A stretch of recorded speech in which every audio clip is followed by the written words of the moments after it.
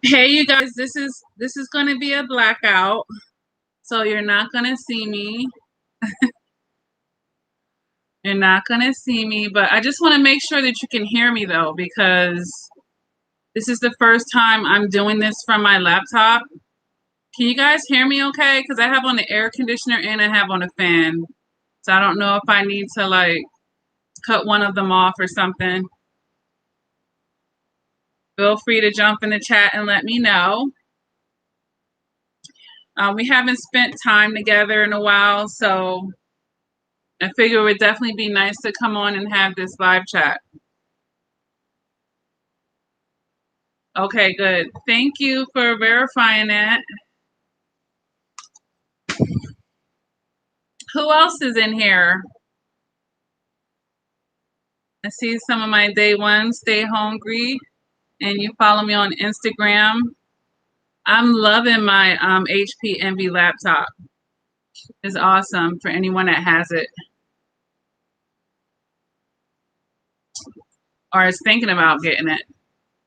Touch screen, rotates, turns into you flip it, it turns into like a tablet. It's pretty cool. Love it. How's everybody doing? I'm just giving it a moment to see if more people come in. How's everybody doing on this Monday? Today is Monday, right?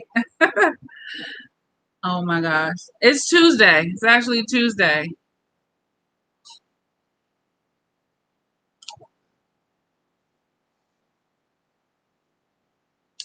Let me plug this up. I'm going to plug in my battery as well.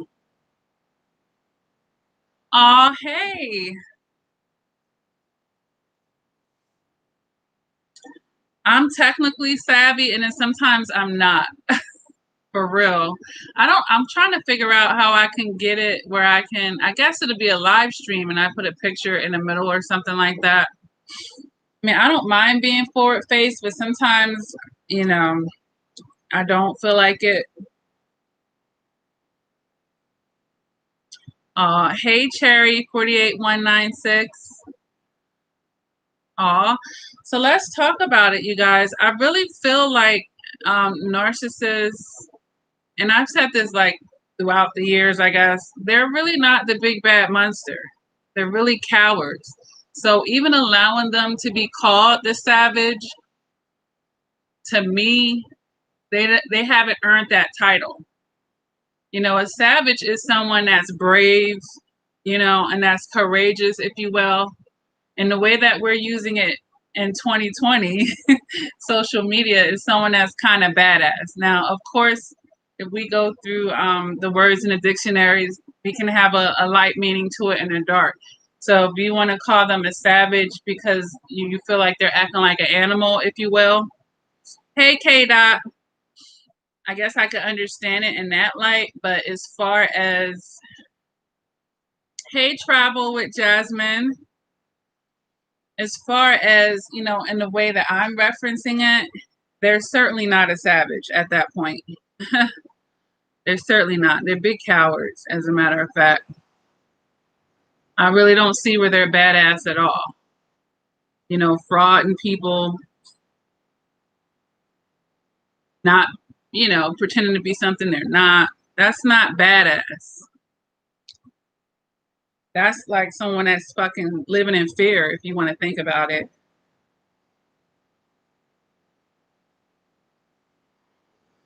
So I basically wanted to talk about ways that we can, be the savage in these situations. I'm sure that some of you could think of like some obvious things that we could be doing right off the rip.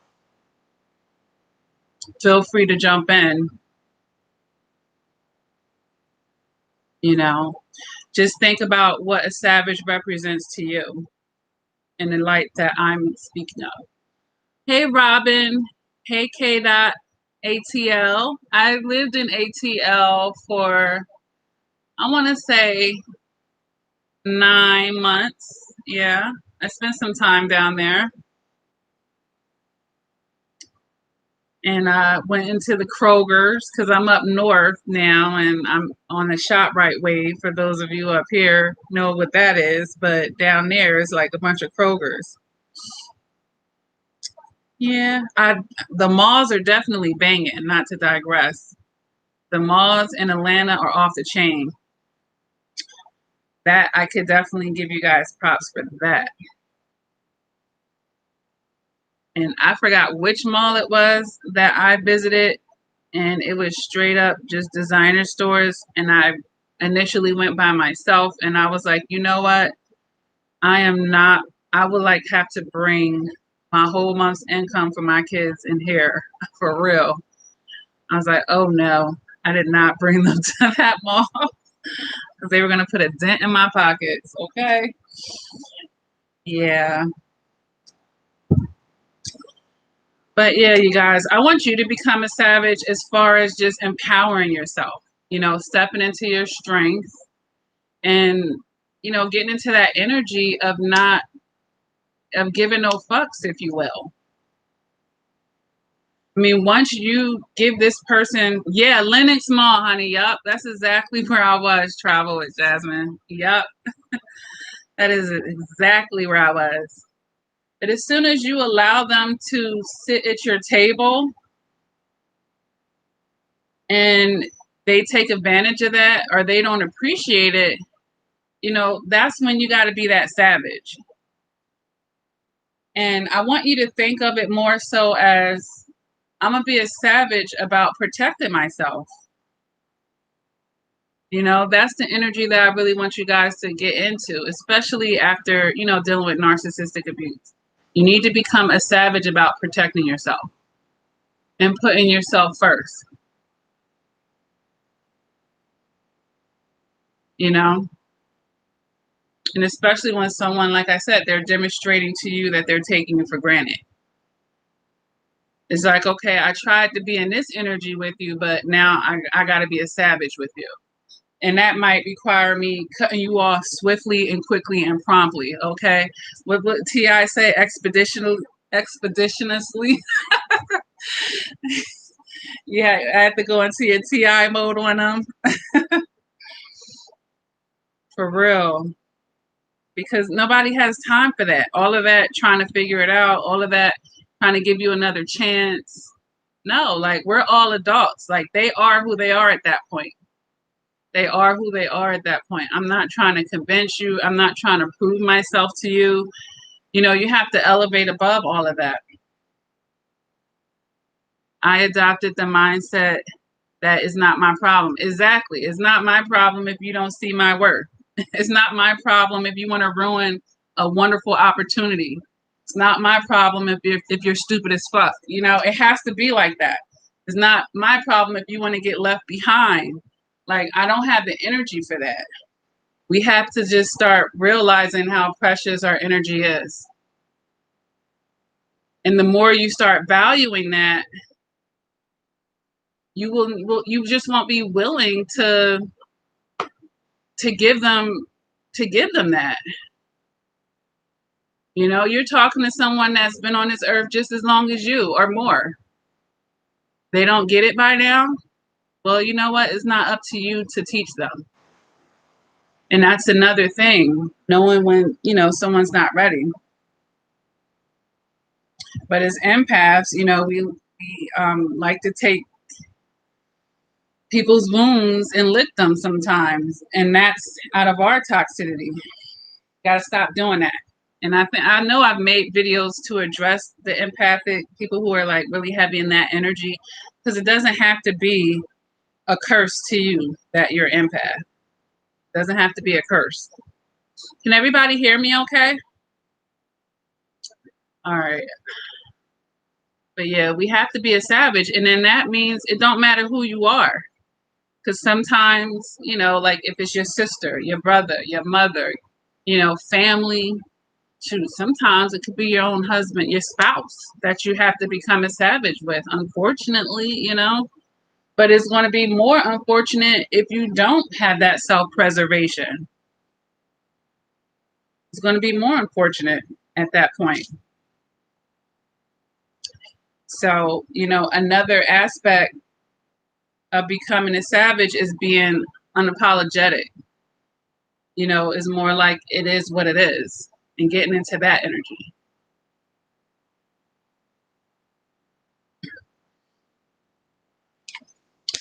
And once you're unapologetic about something, there's no feeling sorry for it after the fact.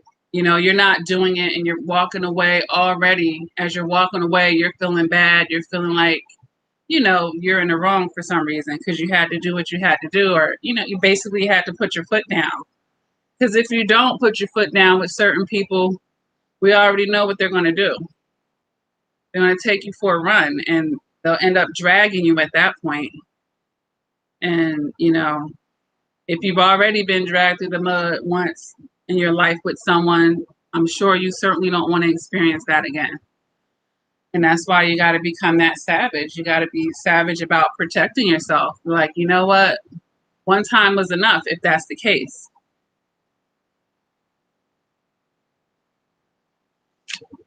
Do you guys have any questions for me? I'm open to those, in this live chat. I'm always open to them in any live chat. But, I am watching the chat. If you have any questions, feel free. I'm going to go on the support group right now and notify them that I am having this live chat in case they want to drop in. You guys know how I do. I'm just spontaneous. I'm supposed to be resting right now. And I'm like, you know what? I feel like I could talk and, have a conversation right now. So let me text the support group.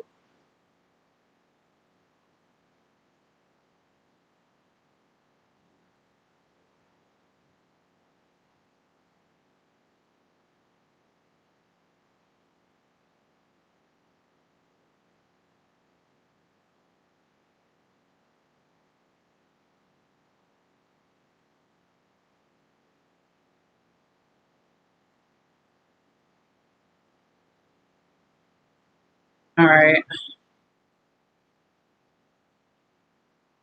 Shoot.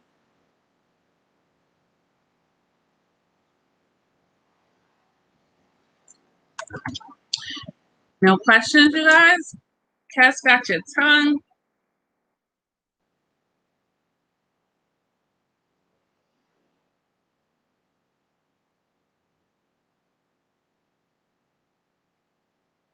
Yeah. So, well, let's continue to talk then about being that savage. Another aspect of it is trusting the process, or trusting your journey. Even if a door shuts, it's basically that energy of, I'm not begging you for anything. I'm not going to ask you why I'm not good enough for you, or why you had to do what you did. Being a savage just means, you know what?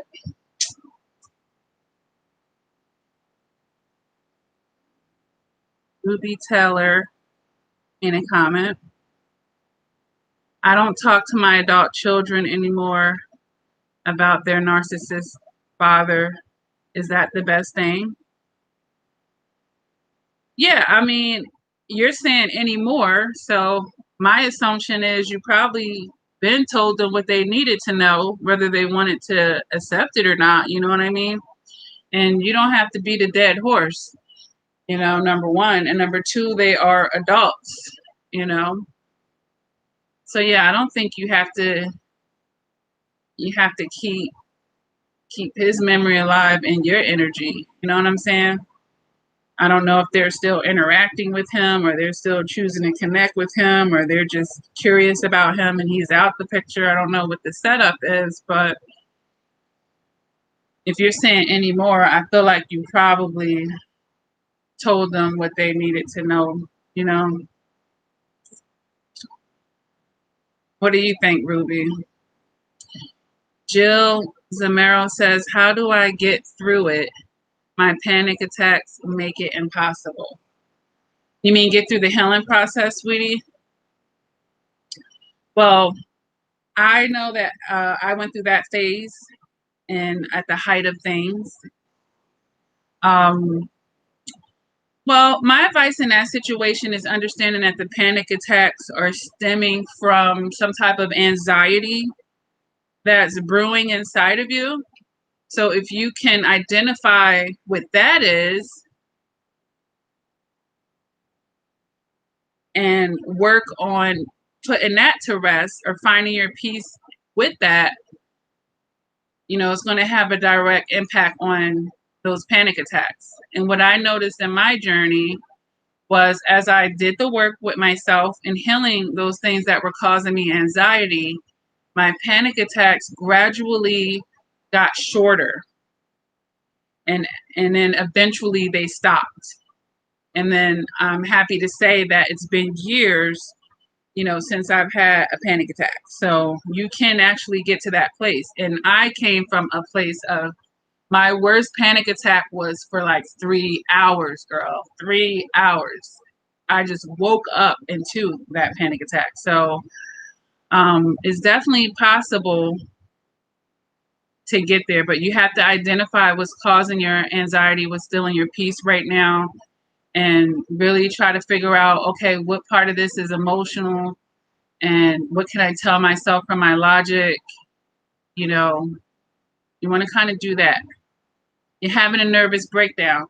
All right. So I don't know your situation, but just generally speaking, sometimes we give them too much power and we give them leaving us and the things they did to us. We make it grander than it needs to be. They're not the end all be all. They're not our makers. And you're going to be all right. You don't need them to sustain yourself.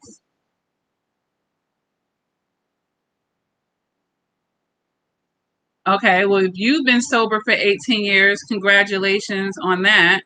And he's abusive. Okay, so maybe are you still in the situation? Because that's definitely not going to help. Realistically, I'm just going to be honest with you. If you're still in that situation and, you're having new attacks and whatnot, or new offenses, new abuse and traumas, that's definitely not going to help your panic attacks go away. I'm afraid of him, but I don't want to drink, and he's awful.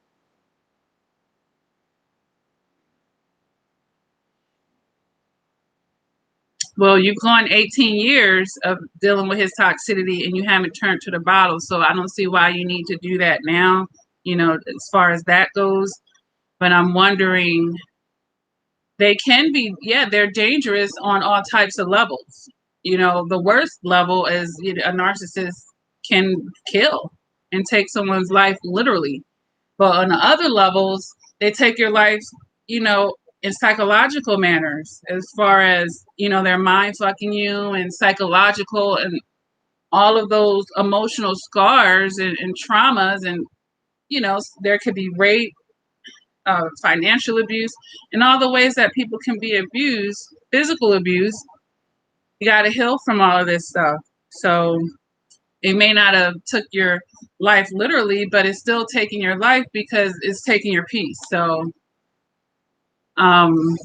yes, they're dangerous. Any way you slice the pie, they're dangerous. Hold on, you guys. I'm going to grab my mouse and I'm going to put this laptop on the battery, make sure it doesn't die in the middle of me talking. Uh,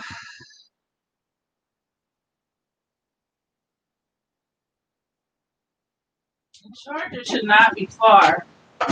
I see your comments, Yvette. I'm going to get with you in a second. I knew I should have plugged this up before I started the live chat. But I didn't want to get out of bed.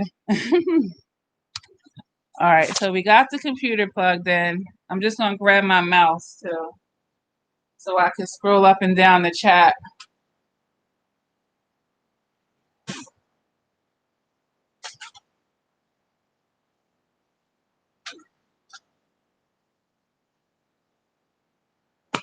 All right.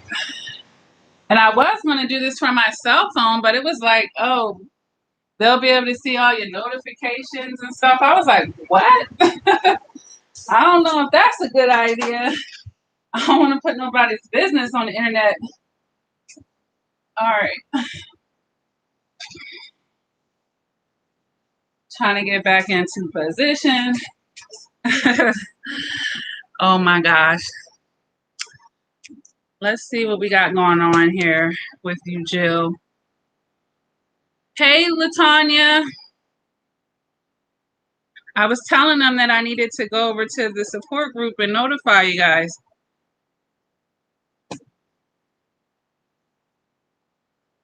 Okay. X out of there.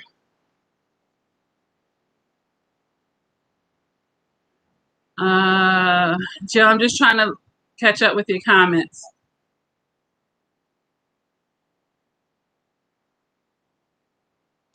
So you've heard that you shouldn't cut them off. Well, I guess it depends on your situation. So are you married to this person? All of them need to be cut off is what I'm going to tell you right now. It's just the way you go about it can be, you can outsmart them in how you go about it. And I've made videos, Jill, on how to do this. And I always tell survivors not to put themselves in the worst situation. And then, you know, at that point, you have to define what is the worst situation, right? So I don't know who you're getting your advice from, but if that person is just telling you, you know, hold on, let me just continue down here. We saw everything. I was a volunteer. Right. Have PTSD. Just afraid. Hi, Tabitha. Right. To be able to tell you something more specific, I would have to know more about your situation, honestly. You know, I would have to know more about your situation. What, who is this person in your life? What role are they playing? I mean, are you married to the person? That's what it's giving me vibes of. All right. I would need some more information.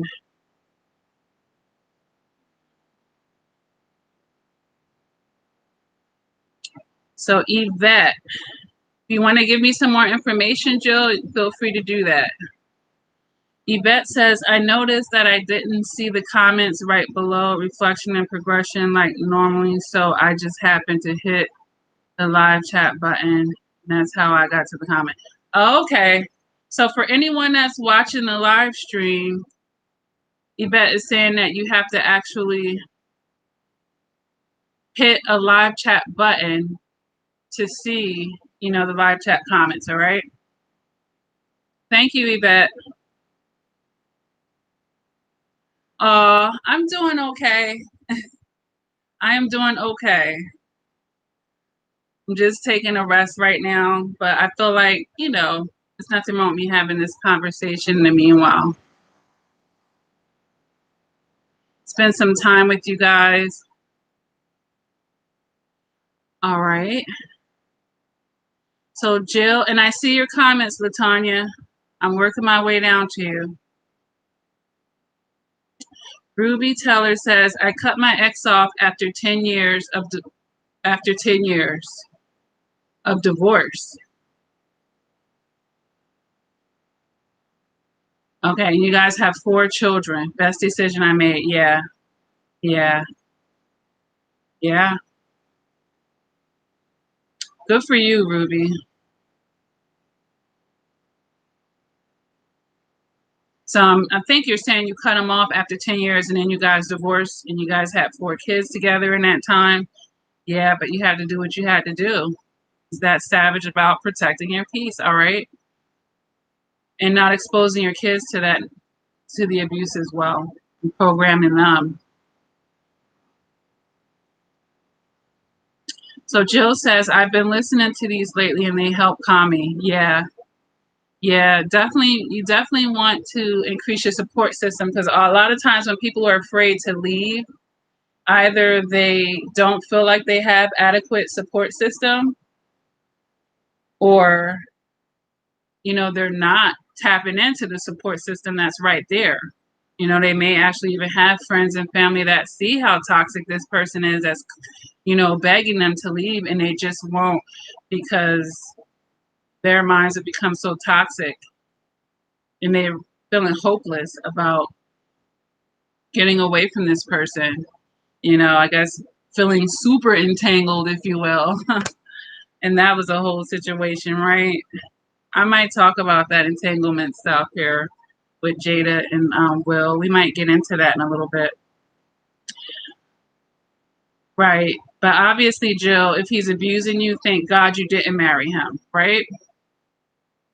Latanya says, Lakia, I'm great, but I still haven't begun to do the work. But still single until I do, because I refuse to get into another relationship until I do the work on myself. Well, Latanya, I think if you're great, you might have done more work than you're giving yourself credit for.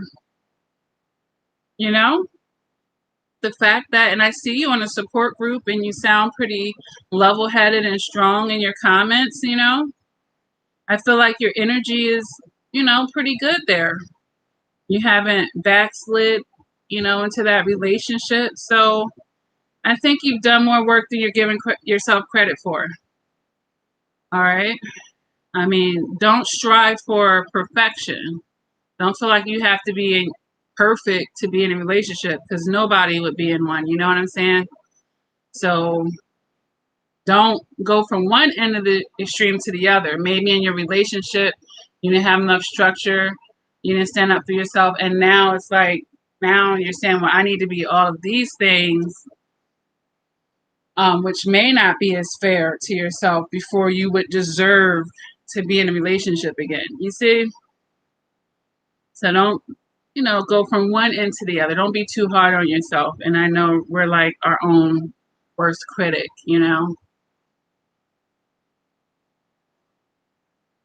Yes, it's definitely a sign, Jill. And you're surrounded by a lot of people who have been there and done that, and they were able to get out of the situation, Jill. So you can be the next person, because what I don't want to see is, the situations where people waited too late. That's what I don't want for you, Jill.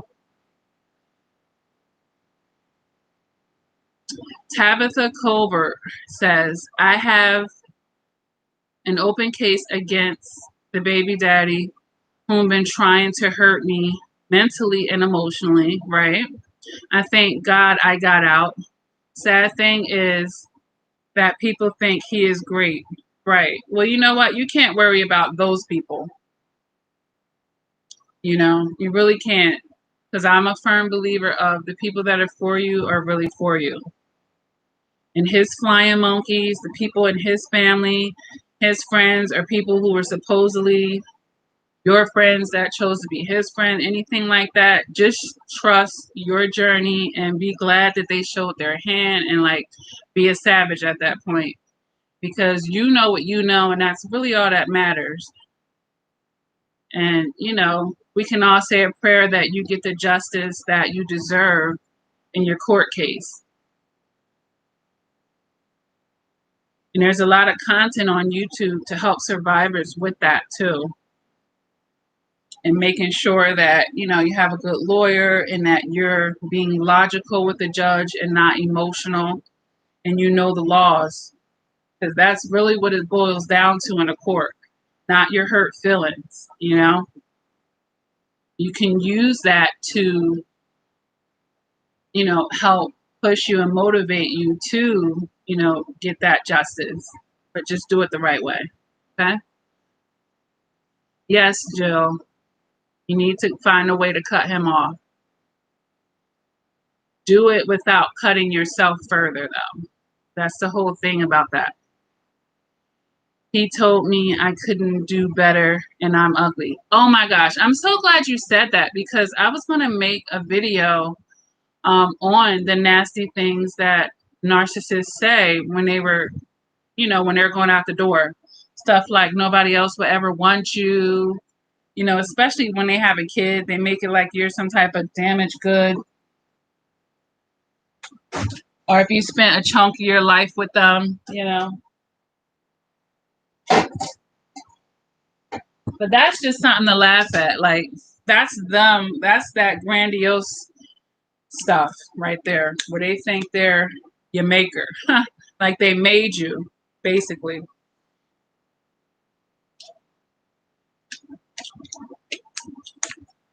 And you don't need to be pretty to an ugly person, okay? Of course, you're going to be ugly to a you're going to be ugly to an ugly person. If that makes sense to you, right? Because he doesn't want to empower you by telling you that you are beautiful, by telling you that he actually needs you.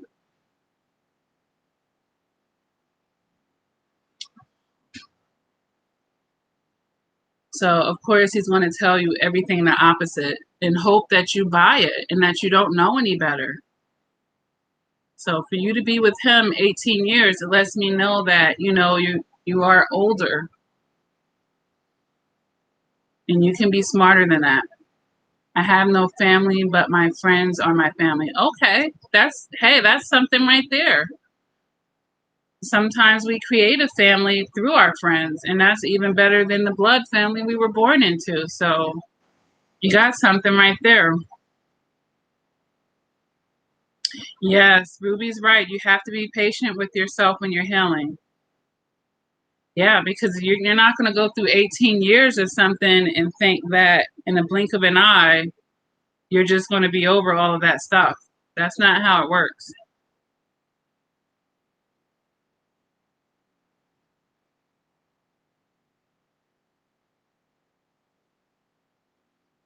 Hey, Just Be Real.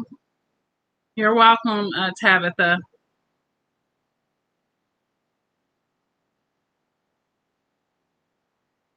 Yeah, and I hope you see Latanya's message down here, Jill. She says, can you go no contact, sweetie? Because that's the first big step.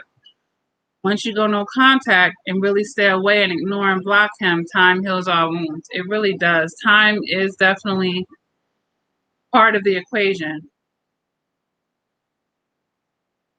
right? The things narcissists say when they want you to stay stuck, okay? A lot of foolishness, a lot of lies.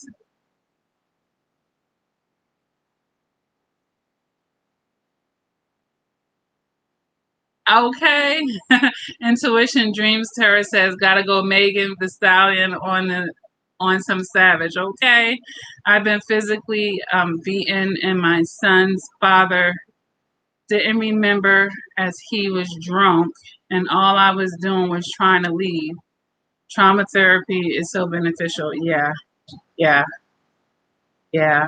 You definitely investing in some type of therapy for yourself is not going to be a bad move for anyone, even if you are years out of it. You know, if you never actually did it, I highly recommend it. Oh, yeah, absolutely. Intuitive Dreams Tarot says sometimes therapy needs to be a resource along with spiritual care. Well, then let him do better. You know, his doing better, we know, is actually doing worse because he needs to find a weak vessel that he can control, Jill.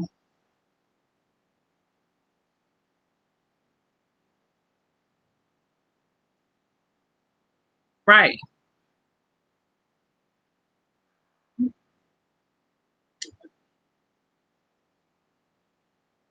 Yes, you can do better, Jill. And you can choose in 1 second. It doesn't matter how long you've dealt with his bullshit. You can choose for that to be over in literally 1 second, honey, and it could be over. You're not married, you don't have any kids, you don't live together. Look, you can what? Ruby Teller says I was married for 25 years. Woo! And I'm done. I've done so much healing, but please don't forget the lessons. Absolutely. You got to take them with you. Got to take the lessons.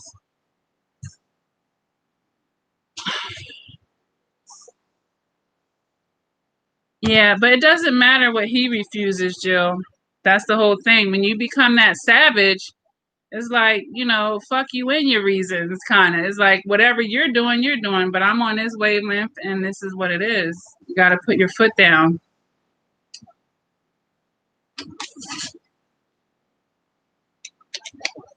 Yeah, you're not going to forget him, Jill. Don't try to strive to forget him, but what you can do is strive to minimize how big he is to you. You're always going to remember him. You had 18 years of abusive relationship with him, but you got to bring him down to the size of a tick so that he's not taking up so much space.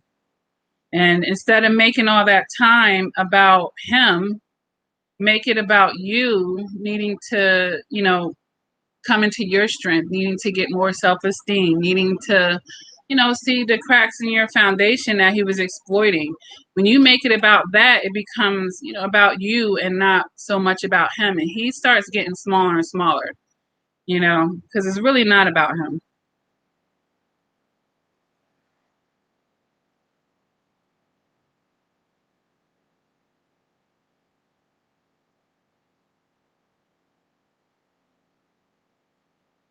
Wow, that's really sadistic, Tabitha.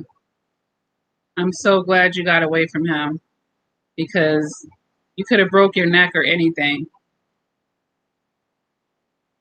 Exactly, Jill. Exactly.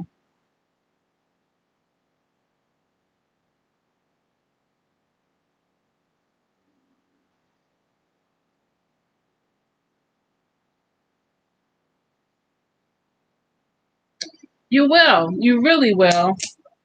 You really will. Your feelings will catch up to your logic, and there'll be a day where it's not going to hurt you as much, any of it. And that's how you know you're progressing.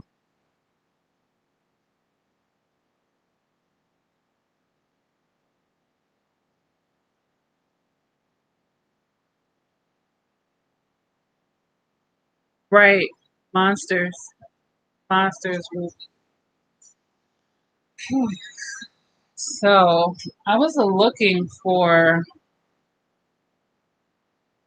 How are you guys liking 2020 so far? What a year. What a year is all I could say. Like, what a year.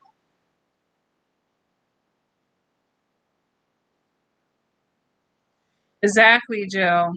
I say that all the time. Feelings aren't facts. They aren't. Generally speaking, is what I'm going to tell you with that. But we do have our guts and we do have our discernment, and those feelings, those primal instincts, are usually what's telling us, do this, do that, don't do this, don't do that. Right. Right. And you need to feel, though. Jill, you need to feel. You need to have feelings because you have 18 years of abuse to heal from. So you need to feel all of that so you can really release it. You definitely don't want to bottle it up.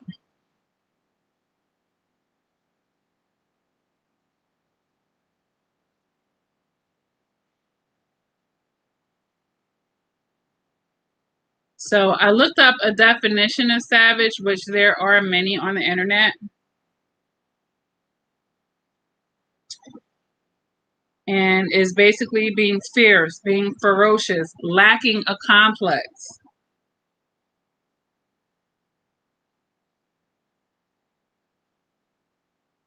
not under human control.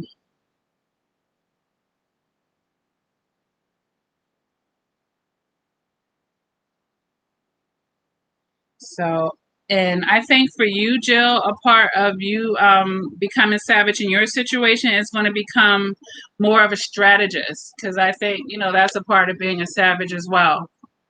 Playing chess instead of checkers, you know? Narcissists, they try to call themselves thinking several moves ahead, or maybe one or two, who knows, but you can actually plan it out.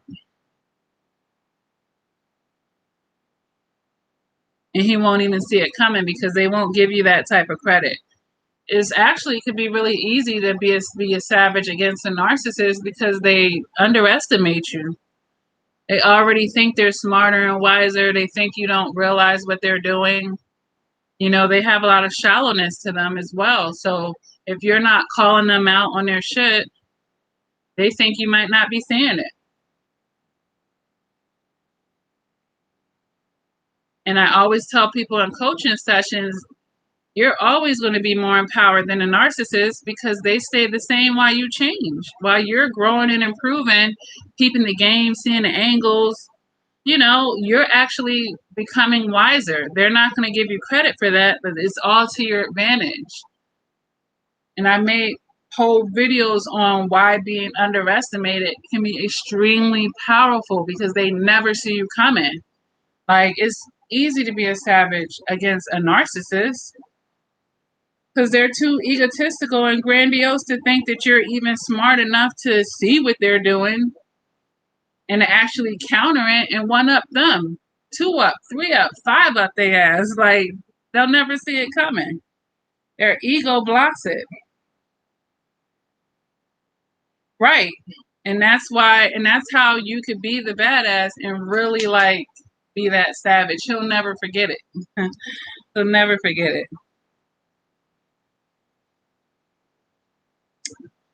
You know? And the other thing about being a savage is not surrounding yourself with the weak. Meaning surround yourself like how you came on this live chat and, you know, we're empowering you, we're lifting you up. Be around other savages or other people that are in their strength as well. Because they're only going to give you the empowerment. They're not going to be enabling you to stay in that victimized mode.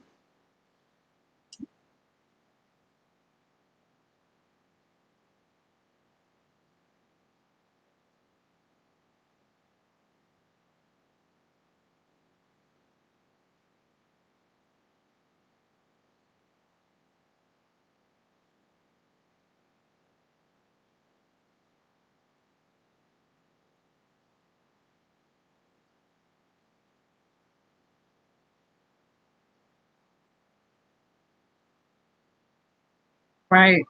It's no fun being a victim, being hopeless.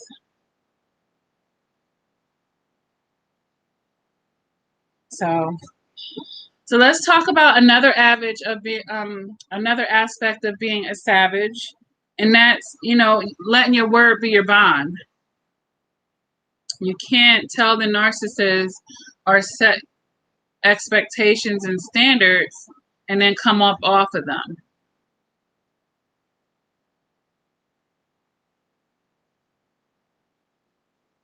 So if you want to be a savage, you definitely want to keep your word. Because, you know, they're always going to think they could finagle. They're always going to think that they'll be the exception to, you know, whatever you're laying out. So another aspect of being a savage is want to be like, I said this, you tried it, you tried me, and, you know, now it's going to be that.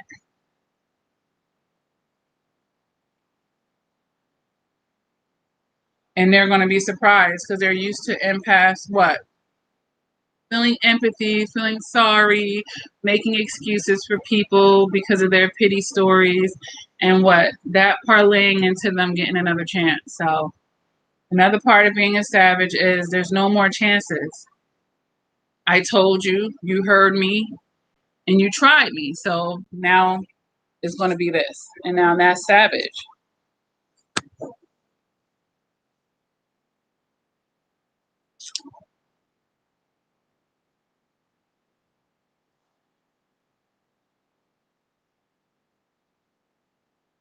Ruby says, I felt all the hurt, and my journaling really helped me to get all the craziness out of me, at least the pain. Yeah. Yeah, writing can definitely be very therapeutic. You know, it definitely can be very therapeutic. I did that as well when I was in therapy, Ruby. I journaled my feelings and I actually wrote down my dreams as well because I have very vivid dreams. And they were, some of them, or most of them were stemming from, my narcissistic abuse. So, and I could see the transitioning of my dreams as well as I was healing. But yeah, you definitely go through a purge, and I talk about that a lot on this channel as well. But writing could definitely be very therapeutic, Jill, and it might be a good idea for you to write it. And, that's definitely better than trying to have a conversation with the narcissist or trying to reason with them, trying to explain to them why you're going to go no contact, why you're going to cut it off, why you're going to end things. You don't need to do all of that. So it's definitely an outlet, and it's energy. I felt like as I was writing my words, like Ruby is saying, it's a release of an energy. And that's going to be a good thing. And, you'll have it to look back on, and you'll see your progression like, wow, like I really started out in a really rocky space, and you'll see how you progressed it.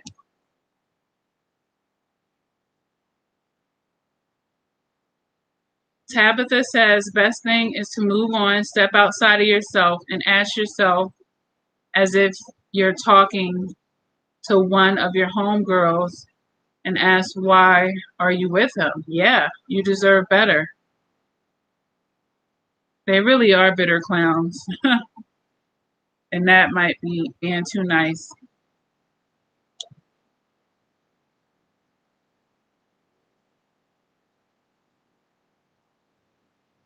And then a lot of times we'll stay in situations we wouldn't even tell our girlfriends or guy friends or family or loved ones to be in. We'll tell them to leave, but we didn't care enough about ourselves to leave. And that's the hurt piece right there, when you look back and see how far you needed to come and how you really weren't in your strength at that time. And that's okay. But you got to know when things have gone too far, and then know when to nip it. And then have the confidence to be able to walk away or whatever the case may be.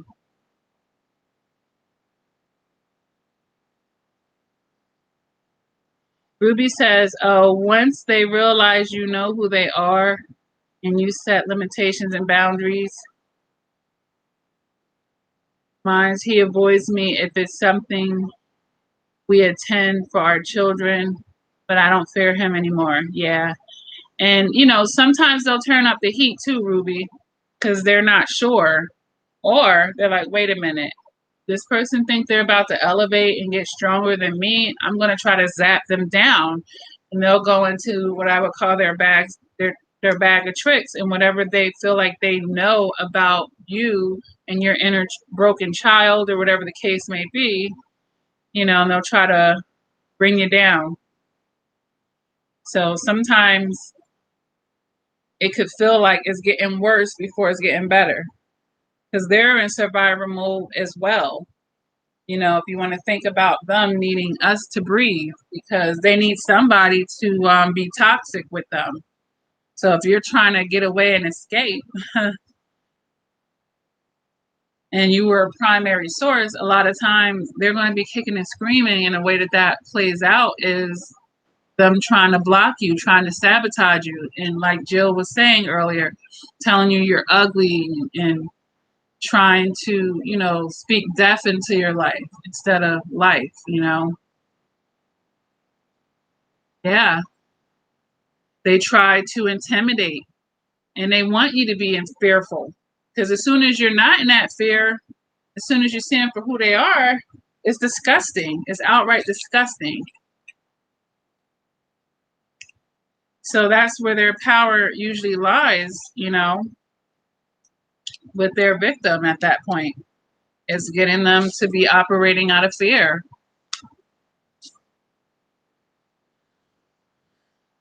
But you got to see through that. And once you know how manipulative people run, like, oh, you know what? I was warned that they were going to play that card. I was warned that they were going to try to turn up the heat, yell at me harder, say something more harmful, try to, physically harm me, or, whatever the case, try to sabotage my life. That's why when you're making a plan to leave them, you don't tell them, your plans.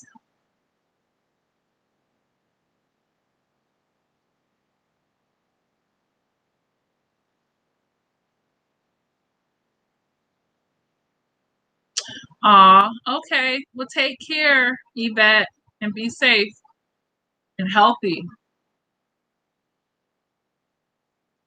They really will try. You have to see through that. They're invested in keeping you stuck and having you stay in the ring with them.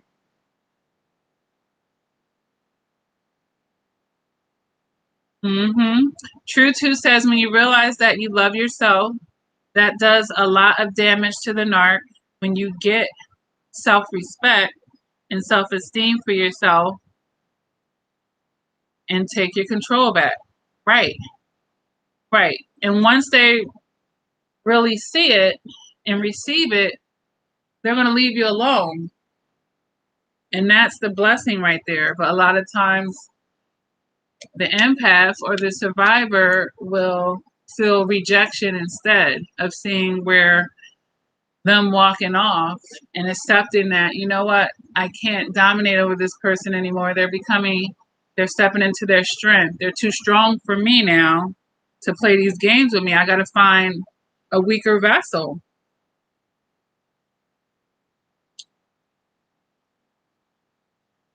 Yeah, yeah. Latanya says, be honest and accept the fact that we allowed the abuse to take place. I did this. Right. Right. And that takes you out of victim mode. And that means you're taking accountability for being a participant in this. I know it may feel sad to think you were in a broken space that would allow you to accept such a thing, but feel empowered as well because you're stepping out of that. So at the same time, you're graduating from that. Right. They run. They run because mine ain't been back since what? I know that person watches this channel and they're like, it's nothing I could do to her now. Because number one, you done did everything anyway, but I can't go back and do it again. Okay? I can't go back and do it again. And that's what you want them to feel. And once you get so far, you'll look back and be like, wow. You won't even believe that you even fell for that shit to begin with.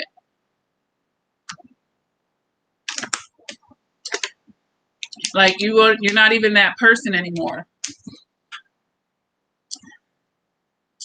Yeah, Miss Education said 2020 has been one big test. Okay. Oh my gosh.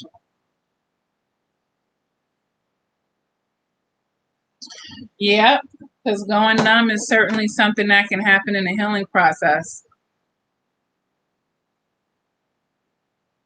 And I think actually, I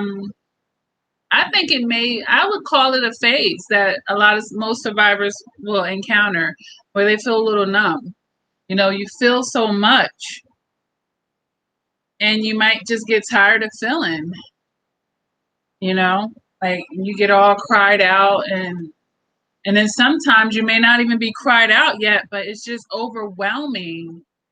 And you know how the mind tries to protect itself.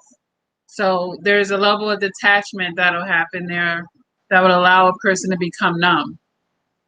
But you don't want to do that. You don't really want to do that because it means that you haven't fully addressed it. And if you become numb, it's like putting it on pause. Eventually, you're going to have to press play again, and the feelings are going to pick up where they left off. So I understand compartmentalizing, and I do talk about that. I think when I made the video about how am I supposed to concentrate on work while I'm trying to heal from narcissistic abuse, and I was encouraging you guys to learn how to compartmentalize. It's okay to compartmentalize as far as saying, you know what, I'm at work right now and it's a time and a place. I'd be damned if I'm going to let them ruin my career as well, or, you know, my business. I'm going to maintain my professionalism.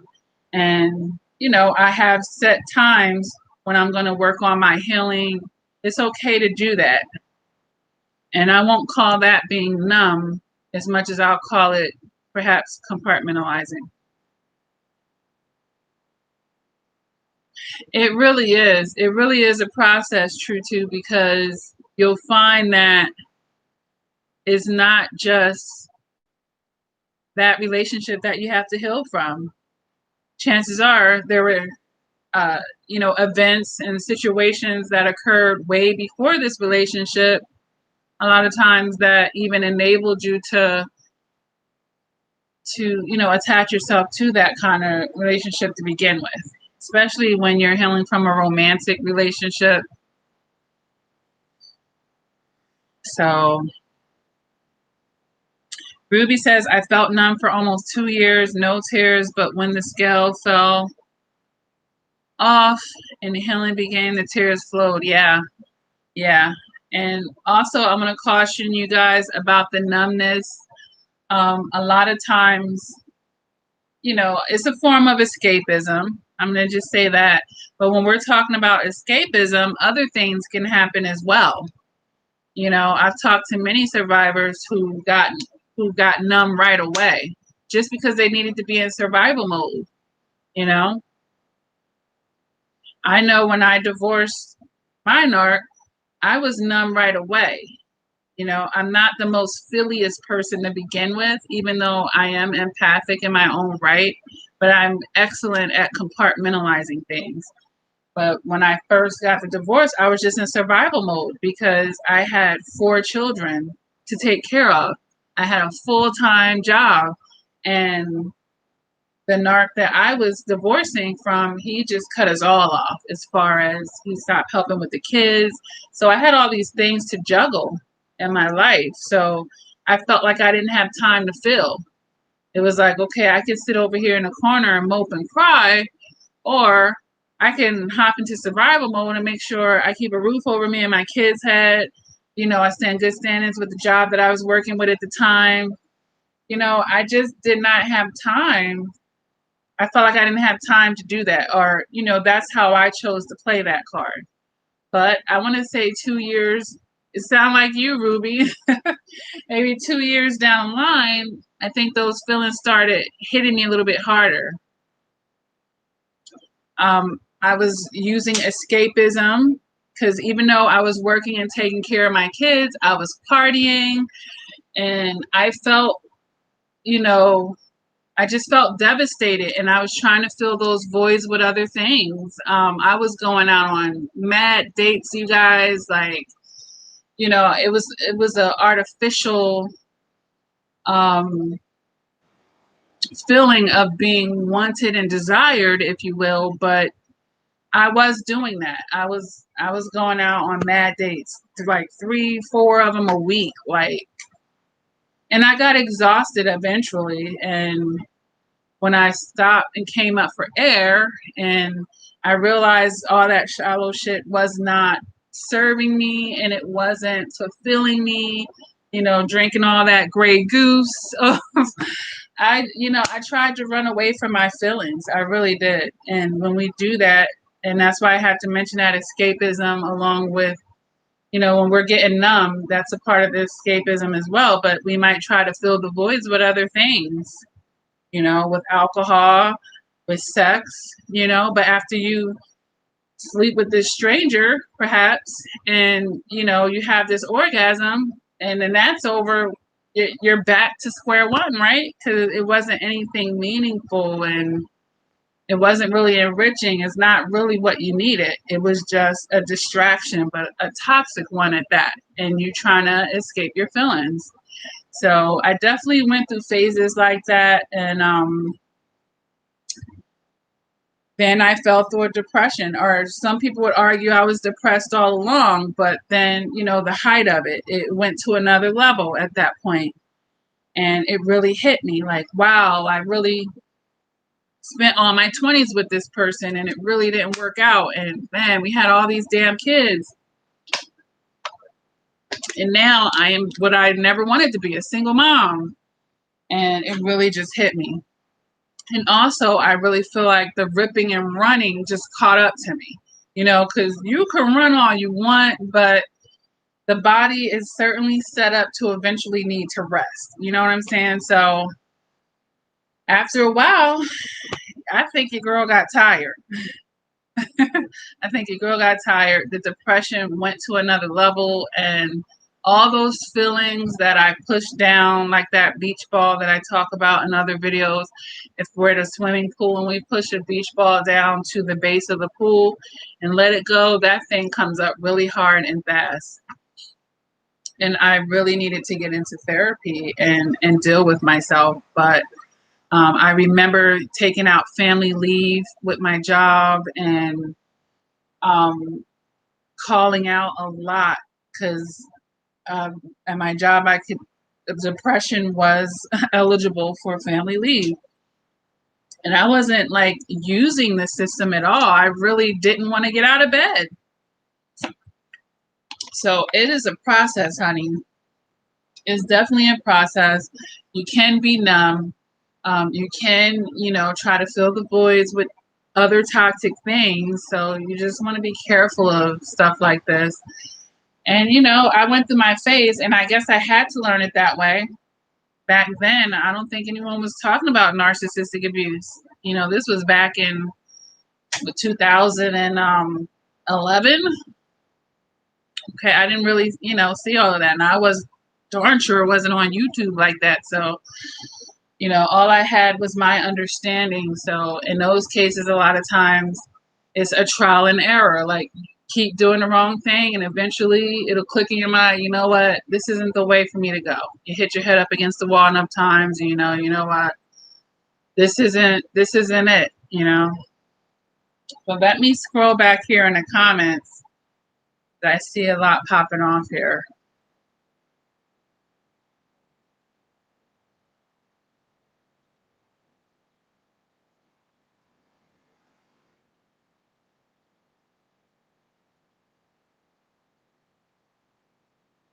Miss Educator said, I use food, weed, and YouTube to numb out all year.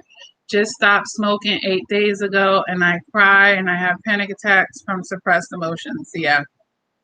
Because you're fresh, you're fresh out of those crutches that you were using, It's only been, you said 8 days? Yeah, it hasn't even been a month,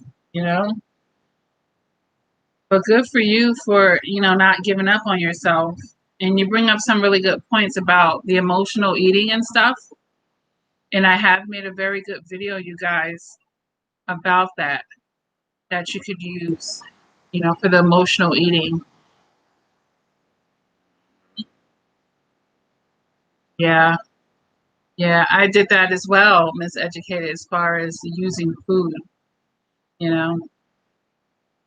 So that was something else that I have to continue to even be mindful about. Because if you had any type of addiction, that's why people will say, I've been sober or I've been clean for X amount of years, but they'll know that, they have that trait or they have that ability. It's something that they have to manage so that they don't go back into it.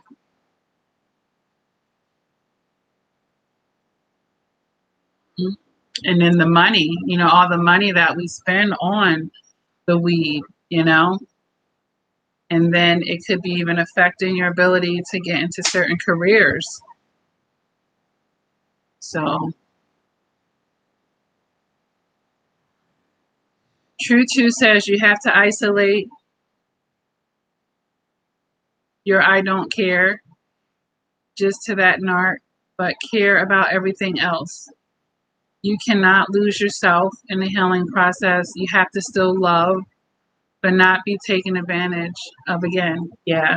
Yeah, don't give up on it. That's for sure. Just because it didn't work out with them. Because then, they went in another way. So Latanya says, what does compartmentalizing mean? That's basically when if you could just visualize with me, Latanya, if you're still here, because I see that you asked this a few minutes ago.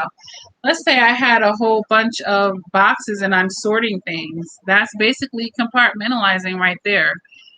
When you have a time and a place for something, compartmentalizing could be like the equivalent to block scheduling things, or, putting something here, sorting things out.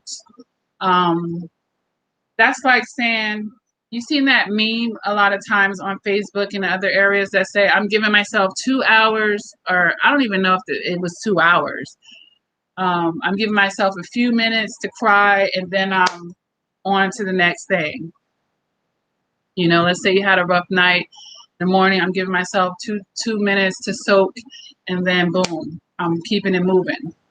Or compartmentalizing says, you know what, we're going to address this later on. That can be an example of compartmentalizing. If you're having a conflict with someone, or you see something that you need to address with them, and you choose not to do it right then, and you say, you know what, I'm at work right now, I'll address this when I get home. You kind of just compartmentalized in that moment, emotionally speaking, because you chose to deny your emotions to, go there right now, to address it right now. There's a better time and a better place for it, so to speak. So I hope this is kind of like connecting the dots in the way that I'm explaining it to you. And narcissists actually compartmentalize all the damn time. They really do. That's how they have a first supply, secondary supply, third. So when they're with that other person, they're kind of in that role. They're wearing the mask they wear for the other person when they're with that person. So they're compartmentalizing all the time. So, but that's kind of like crazy, because it'll make you feel like you have all these different personalities, if you will, because you got to be this when you're with that person, this with that person, as far as, when I'm talking about with that. But yeah, for you, what I meant in this sense, compartmentalizing, is just saying, having the control, telling yourself, you know what, I'm going to deal with this when I go to my therapy session. I'm going to save it for then, if you will. Put it on pause and press play again when I get into therapy. That's kind of compartmentalizing. It's a time and a place for things. And even then, sometimes it just, you can't. You have a lot of emotions and feelings inside of you, and it just wants to come out. But the whole thing about compartmentalizing, you guys, is you can't compartmentalize and not come back to it. You got to come back to it, and that's the important part, or else it just builds up, and then you will have an outburst, or somewhat of an outburst, where you'll start crying uncontrollably. It'll feel like it at that point, because your body's like, look, there's only so many IOUs we can do, meaning like you keep saying you're going to get back to it and you're not. So, we're kind of full here. You can imagine yourself filling up with these emotions. And once you're all filled up, then it's time to release some of it, according to your brain. It's going to get rid of it one way or another. And then this is when people have breakdowns. So you can't just, abandon it or forget about it. But for the sake of not letting all aspects of your life fall apart, per se, yeah, you can go ahead and utilize compartmentalizing things.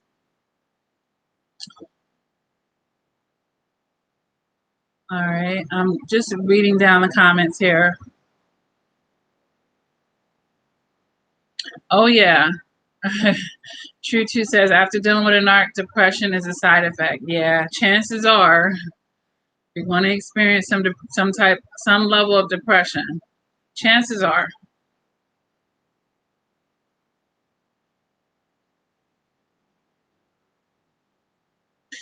So True Two says some people need to go to the doctor.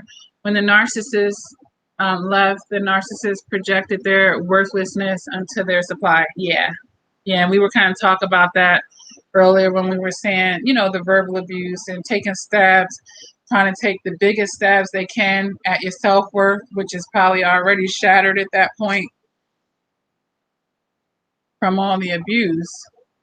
But yeah, you need to go to the doctor on several levels, okay? Yeah, we're going to get our mental checked out, but if you were sexually active, I'll definitely encourage a physical checkup because we know that they are cheating creatures, okay? They will cheat.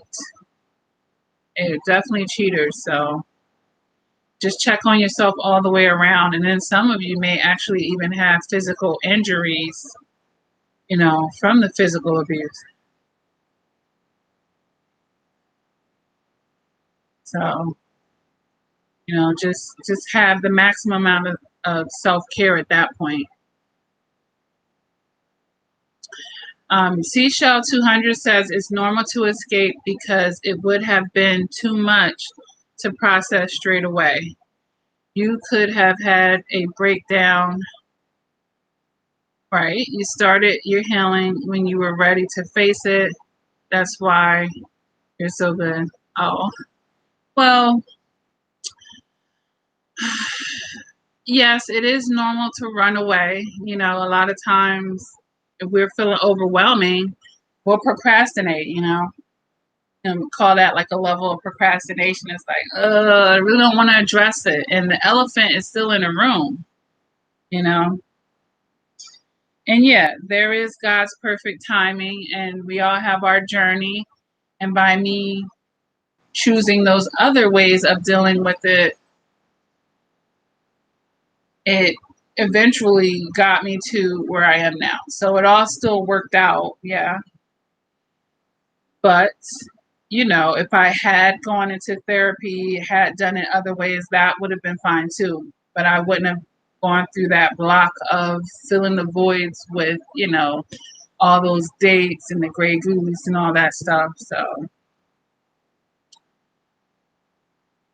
yeah. And that was really interesting because I was very responsible, as far as to my kids per se. But I think it was more like leading a double life at that point.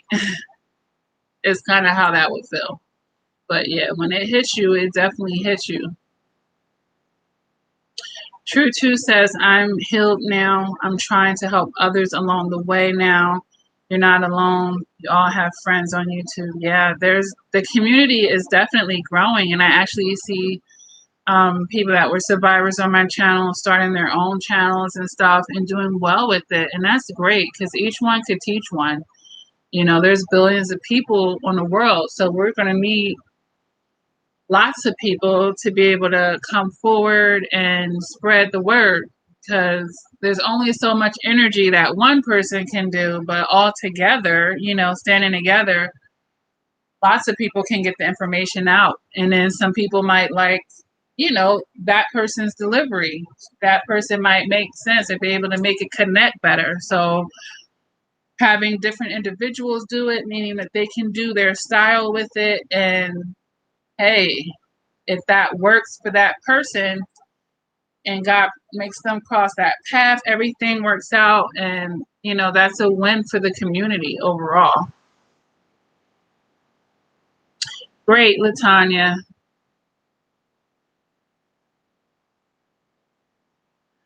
So True 2 says, what helped me, the key is I gave up all hope, yeah, in trying to save, change, and fix my ex-narc. I then seen the narc for who they were. I saw the truth. I was dealing with the devil and I let go. Yeah. Yeah. I really do feel like we're dealing with the devil because their vessels are being used to give you two opportunities, but the dark energy is hoping that you succumb to it, and it destroys your life. But then the beautiful thing can happen as well, where it can be a catalyst to your evolution, But you're very right, True 2. You're excellent. Very right. The key really is to give up all hope and trying to save and change and fix the narcissist. And what do we need to be doing? We need to try to save and change and fix ourselves. You know, we're so outward and externally focused. And that's something, that's a major, lesson to take out of that situation. You really think about how externally focused you were in that relationship. And that's also the codependency, right? But yeah, getting out of resistance, seeing things for who they were, for what it was, staying in your truth, seeing that it really is a devil and a dark energy, and it wants to come seek to destroy. Ruby says, I actually looked at childhood and began to study my beliefs, family, my career, relationships, my empathy, and people pleasing, which I definitely could see I was a target for the narcissist. Yeah. But, that's really excellent, Ruby, because you went deep. You really made a full recovery at that point because you were willing to go deep with it. And that's a great place to go to, especially when that final narcissist is that catalyst and you've really had your enough. It's like, you know what, I'm really tired of this. I don't care what I got to do at this point or what I have to face to fix this, but I don't want to be in this space and place ever again. And I want to get out of it. So at that point, people roll up their sleeves and they really dive deep. And, that's when you can get these kind of results. So good for you, Ruby. Joey Jagger says, just don't understand how they can lay down with someone else that quick. I have respect for my bedroom. 7 months been struggling. The last 2 weeks not sleeping well.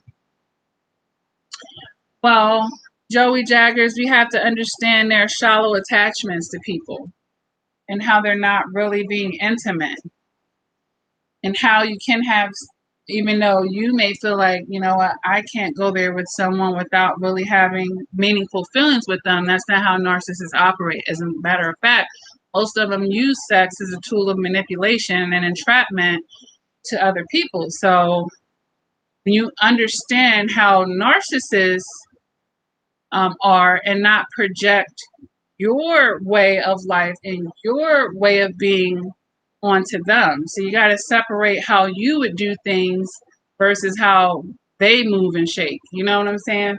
So once you do that, then it becomes very easy to understand how they can just lay down with someone else because you have to separate yourself from them. Hi, Mika. I know it really has been a while. And that's why I was like, you know what, let me come on a live chat and spend some time with everyone and, have some conversation. We started out, just talking about how to be a savage. And I really encourage survivors to become a savage about protecting themselves, and not to see that in a negative light. And I also challenge the idea that a narcissist is a savage because they're really cowards. So to me, calling them that savage is giving them too much credit. But it's good to see you, Mika. And it's so funny that your name is Mika because growing up in my childhood, people called me Mika. So that's a cute little fun fact about me. But True 2 says they move on quickly to hurt you because the narc runs from you because you love the narcissist. The narcissist cannot love anybody.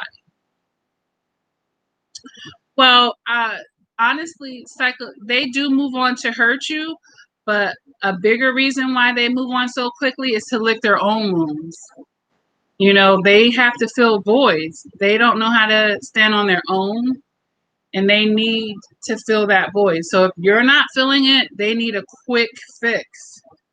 So I say this a lot of times, they are relationship junkies, you guys. So they're addicted to, they need other people to be toxic with them. We wish they could just be toxic with themselves, but they need other people to beat on, to take care of them actually. That's why we call them emotional vampires, but they could be financial vampires, sexual vampires, you know. So yeah, they definitely need to do that. And I won't say that they're running from you per se. They can be if you are like to your fullest of strength. They could be running from you per se. But more than anything, they're just trying to fill the void with someone else. It's like on to the next. And I know that sounds really cold and harsh, but it's actually a blessing to you if they're moving on to the next from you. And you're right, True too. They can't love anybody. They really can't. Hey, Life of Destiny. Life of Destiny says, I would love some more inspiration once you left. If you don't mind sharing your experience on how long after, if you don't mind sharing your experiences on how long after having did you find love? What were your experiences? What did you do to prepare? I would love some more inspiration once you left. Okay. If you don't mind sharing your experiences on how long after. All right. Well, I'm going to draw from the last situation. I took about 18 months to myself. And I mean, you know, not having sex or anything like that. And I was devastated in my situation. And everybody's situation is different. But I had some sexual abuse. And that really turned me off to relationships. You know, as a person that's a recovering codependent, hold on a minute, you guys. Okay. I thought I was going to have to leave out here because my son was making a lot of noise. As a recovering codependent at that point, I finally didn't want to turn to another person to fill my voids. I was disgusted with people, generally speaking, and I just wanted to be alone. I really, sincerely, for once in my life, just wanted to be left the fuck alone. And I just have to say it like that because that is totally the energy that I was in. I became extremely introverted, you know, whereas before I was always leaning on other people for emotional stability. You know, I could see that right now. But as I did to work on myself, I see where that was stemming from. I lost my mother when I was 7, and no one nurtured me as a child. My stepfather raised me, but honestly, he's the one that abused my mom and drove her to her death. So he's very cold on and very strict and very abusive to me, honestly. I just gotta say that. And I think I spent a larger chunk of my earlier part of my life looking for that nurturing that you would get from a mother. I was looking for that in all the wrong places, and I didn't know how to give it to myself. I had never been taught to do it. You know, that's why you parents out there, and I don't want to digress Life of Destiny off of, you know, your question, because it all makes sense and it'll all flow together. But and I have to take you back there to bring you forward, you know what I mean?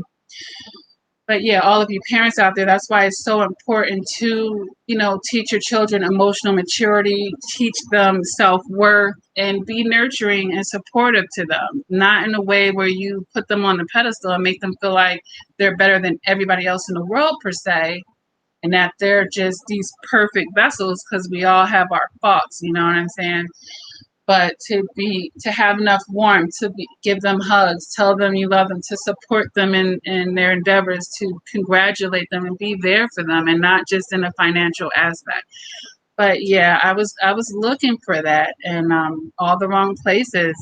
So at this point, I got tired of doing it that way, and I really did get fed up, you know. And I, like I said a few moments ago, before I even started answering your question, I had enough. I got tired of the cycle repeating itself with me, and I wanted more for myself. And I said, I'm just, I just need to pick all of this apart with a fine tooth comb.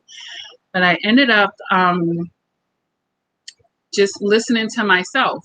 And I needed to go into hermit mode, if you will. I needed to spend time with myself, something that I never really did because I was dating from the age of 18 until that point. I was never single.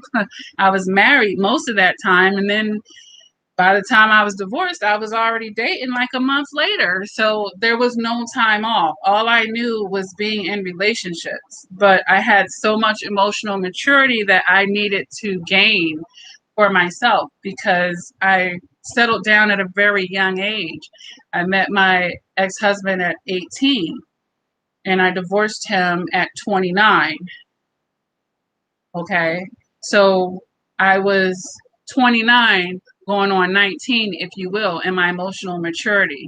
So when I went back out into the sea and started dating people, I was still picking very toxic people because A, I hadn't done the work, and B, I hadn't really matured. Yes, I did mature enough to get out of that toxic situation, but I hadn't done the work that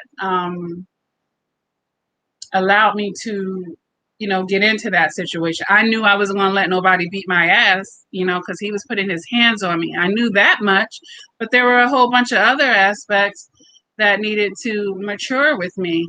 So after I left that relationship, I got into more toxic relationships for a while, honestly, until the big kahuna happened. And that was actually the shortest relationship that I'd ever been in. And, that's how someone can devastate your life in a moment's time. All right. You could be with a narcissist for 1 month and it turn your world upside down. So after being in a lot of other toxic relationships, maybe not as toxic as my ex-husband, but that last one, whoo, that was the one that really was my true catalyst. Yeah. I had met this guy. He was very pleasing to my eyes at first, anyway. I was madly attracted to him. So I was very fleshful. I'm going to keep it real. I was fleshful at this time of my life, if I want to look back to that person right there. But I wanted to settle down. I met this guy. He told me everything that I wanted to hear, and I was falling for that. But there were a lot of red flags with him. And I won't say that I didn't pay them any attention because the relationship was so short, but I still went back. So this is how it kind of played out. I dated the guy for maybe 3 months. He said something crazy, did something crazy, and I was like, fuck this. Got out of the relationship with him. Jumped into maybe casually seeing other people, but for maybe 3 or 4 months, he was begging me to give him another chance. And in my mind, for someone to take all those months to do that, I was like, well, maybe it wasn't as bad. And I got some bad advice from a girlfriend. Well, you're overblowing things. You should give him another chance. I gave him another chance. And then that's when shit hit the fucking fan. All right. We were together for another 2 months. And he kept showing me some red flags. Only this time, I was seeing it and acknowledging it. So I told him I wanted out of the relationship. Well, I didn't tell him I wanted out of the relationship. I told him I didn't want to have sex with him anymore because it was one step for me breaking up. I'm like, okay, let me just take sex out of the picture right now and see if we can work on the trust issues that I had with him, because that's what it was. I felt like he had his attention in other pots instead of just letting it go.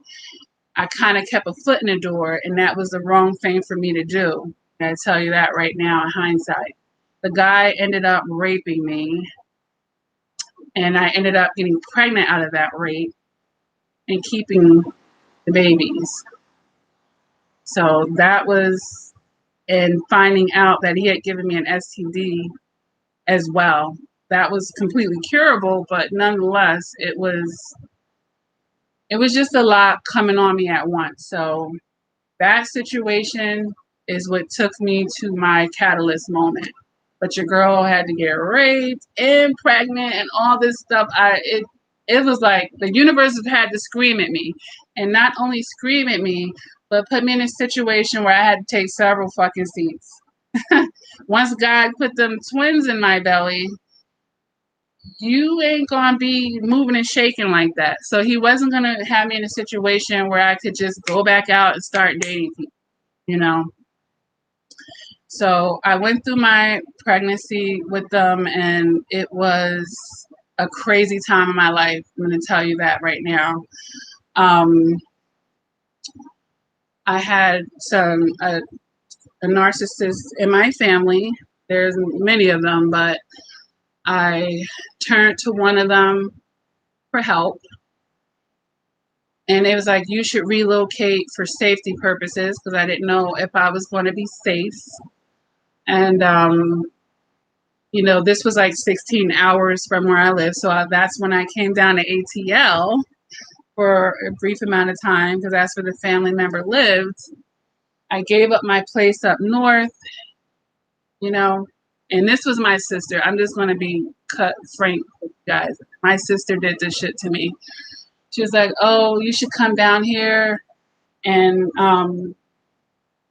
get away from this person. They might be erratic. I don't want to see you get hurt. And we talked about how my mom was in her situation because she passed away kind of from a domestic violence situation. And even though this person hadn't put their hands on me, he talked about harming other people that he harmed in his life. And I was like, you know what, maybe I should get away from this energy. And it was just so toxic, you guys. So I took my sister's word. We never had an argument or anything. There was no reason for me not to trust her. She invited me into her home. I flew down there initially to do a job search because at the time I was like, well, I'm not showing and I can seal the deal on a really good corporate job because I do have 2 college degrees, you guys. And I was thinking, well, you know, I'll just start a life down there and whoop-de-woo, okay. And I told her I would come down at the end of the school year because this was in the springtime, and that would have been like maybe a month and a half later. And that's what I did. As soon as the school year was over, I went down there with my sister's house. Man, within a month, she kicked me and my children out. You know, later on, she said she was going through postpartum depression and she wasn't in her right mind. But it devastated my life, you guys. It really did. It really did. I had gave up my place, and it took me through a season of being homeless. I was homeless for like a year or so after that. And it's like really too much to be saying right now because it's like an onion of layers. But, you know, God is so good. I took advantage of some resources initially because the whole thing is when you're pregnant with twins and you have 4 kids to take care of, you gave up your place up north. I was in a hotel. I was paying for that for a while. I made good money so that I could do that. And down in Atlanta, the housing market was just crazy, you guys. And every time I was being so picky, I was trying to find, I think I was looking at Lafayette or some Fayetteville, Sand something. It was places in Atlanta that I had my eyes set on, and it was hard for me to get those places. The houses were like turning so fast, and before I knew it, I was like 7 months pregnant with twins. I was doing well, but I was like, you know, here I am with these 4 kids and these twins in my belly. I'm living out of a very nice hotel, but I can't sustain this. Pretty soon, I'm going to have to be out of work. And I'm down here with no support system. I grew up north. So I was like, you know what? I have to come back up north. I have to do it before these babies come out, and I have to do it, you know. So at this time in my life, I lost a lot of items. I will tell you that as well. It was just a really rough season for me, but I got through it. I really did. I came back up north, and I had reached out to some family members on my mom's side of the family who I'm pretty close with. You know, I never asked anybody for nothing, but I told them my situation, and they offered to help me. They said, you know what, you could just come here, come be with us, and we'll take you in, and so you can have your babies, because no matter how much money you're making, once you get to a certain part of your pregnancy, you got to take several seeds, and then you're talking about twins, you know what I mean? So I took a flight. I took my last paycheck from down south, and I booked a flight for me and my children, and we came back up north. And I called the family member that was going to help me, and they sounded a little weird. It made me hesitate because let me rewind a little bit. I booked a flight in the morning to come back that day, and I had to take the night flight instead of the morning flight because I had some loose ends to tie up in Atlanta. All right. And it meant that I was going to be arriving up north after midnight. When I called my family to tell them to come get me, it's like they had an issue with it. And that was weird to me. And I was done with the fucking weird vibes. I already had trusted my sister and came down south, and she burnt me. So at this point in my life, I was like, you know what?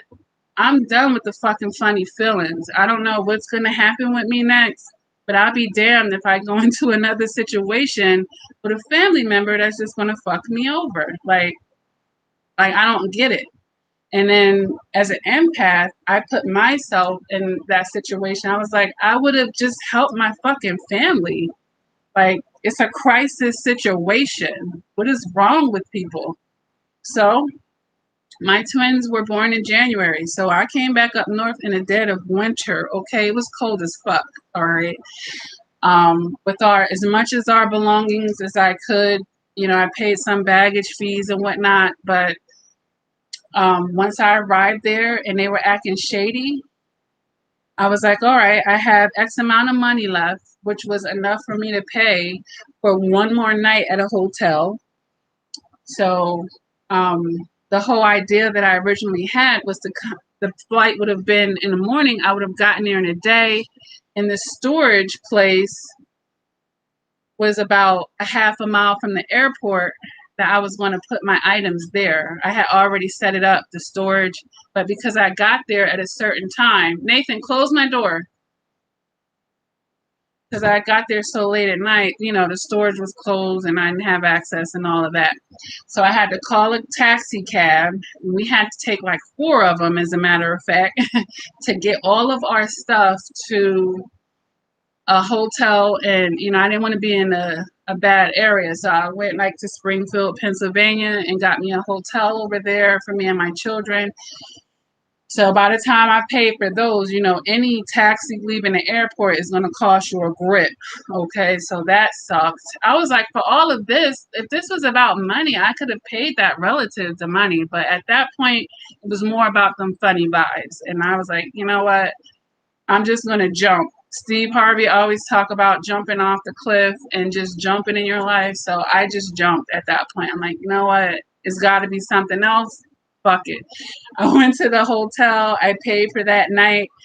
And then the next day, I had enough money to take the taxi cab down to the county assistants. And I did tell them, I went to the window and I told the lady, I don't know where my kids and I are going to stay tonight. And I'm just in a jacked up situation. She looked at me and she was like, did anyone put their hands on you? My eyes were a little bit watery because I was thinking about my ex-husband and how he was abused me and stuff. I didn't say a word to her. She was like, hold on, don't say a word. And that led me to this safe house for women who had been through domestic violence. So, and it was kind of eerie for me because the night that my mother passed away, she had fled to a safe house with her children and didn't tell anyone where we were. We were like on a Channel 6 News missing when I was 7 years old. So I felt like everything had came around in a circle, and but I was going to stay there. I wasn't going to I was going to see it through because I'm like, you know what? It stops with me, because she had married a man that abused her as well. And I was like, the cycle is going to end with me, you know? So I went into the safe house. The safe house was very temporary. It was just for 30 days, but they transitioned me into another program. It was a nice shelter, actually. And it didn't, when I say shelter, I don't want you to think of some big high school gym with a bunch of flatbeds, if you will. It was actually, they given us our own room with our own refrigerator and space and stuff. We had like to share a bathroom. It looked like a stall, like at a gym. But either way, we had a space, and it was really nothing I could do at that point. There were family members that I let live with me over and over, and they didn't take me in. But, it's all good. I think everything works out in the way that God wants it to for you. I was able to go there, and I'm forever thankful for those shelters. And that's how strangers can help you even more than your own family and friends. And that's like some real shit right there. I went into there, and at that point, yeah, I was about 7, 8 months pregnant. I knew that I wasn't going to be able to fake the funk with my pregnancy at that point, you guys. So I started driving Uber. That's something that I had done a long time ago, but it was still active. So I started driving Uber while I was 7 months pregnant with twins. And I did it all the way till I was 9 months pregnant with twins, probably like a week before I had them. And I did it just to sustain me and my kids, because, what my kids can tell you is no matter what situation we've been through, other than that first night when my sister kicked us out, because she went, is a whole lot of deepness to that. And I don't even think I want to talk about it right now, because her and I have mended, if you will. But, this was a part of my journey. But yeah, other than that first night when she kicked us out and we had to sleep in my minivan, that traumatized my children, and, the experiences that we had in her home as well. But yeah, spending that night in a minivan, that was the first time that they felt whatever that situation is. Because us strong moms out here, we're really good at not letting our kids feel it. You know what I mean? But I remember that day. I remember trying to we slept in a McDonald's parking lot under the light, because I was like, I just want to feel safe wherever I was. And I remember going to a Dollar Tree, because at the time I had gotten food stamps at that time, and I had just put all these hundreds of dollars of food stamps in her house. And when she kicked us out and I called the police to come get my belongings, they said I had 5 minutes to get my stuff.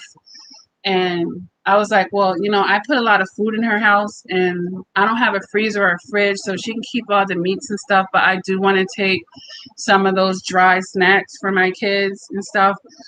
And she was like, I bought all of that food. So she told a lie, and that was hurtful to my children and me at the time. I was like, okay, so she's doing all of this, kicking me out, taking their food and our things. She took my Bible, you guys. She took my Bible. And I'm going to move out of this section because I feel my emotions right now.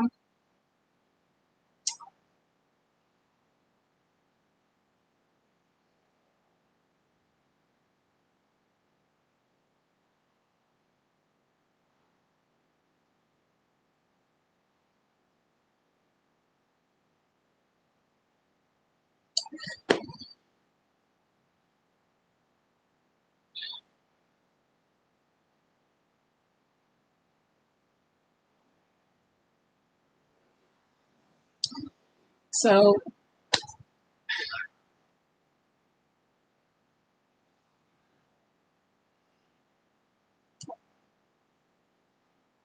it's just something about saying she took my Bible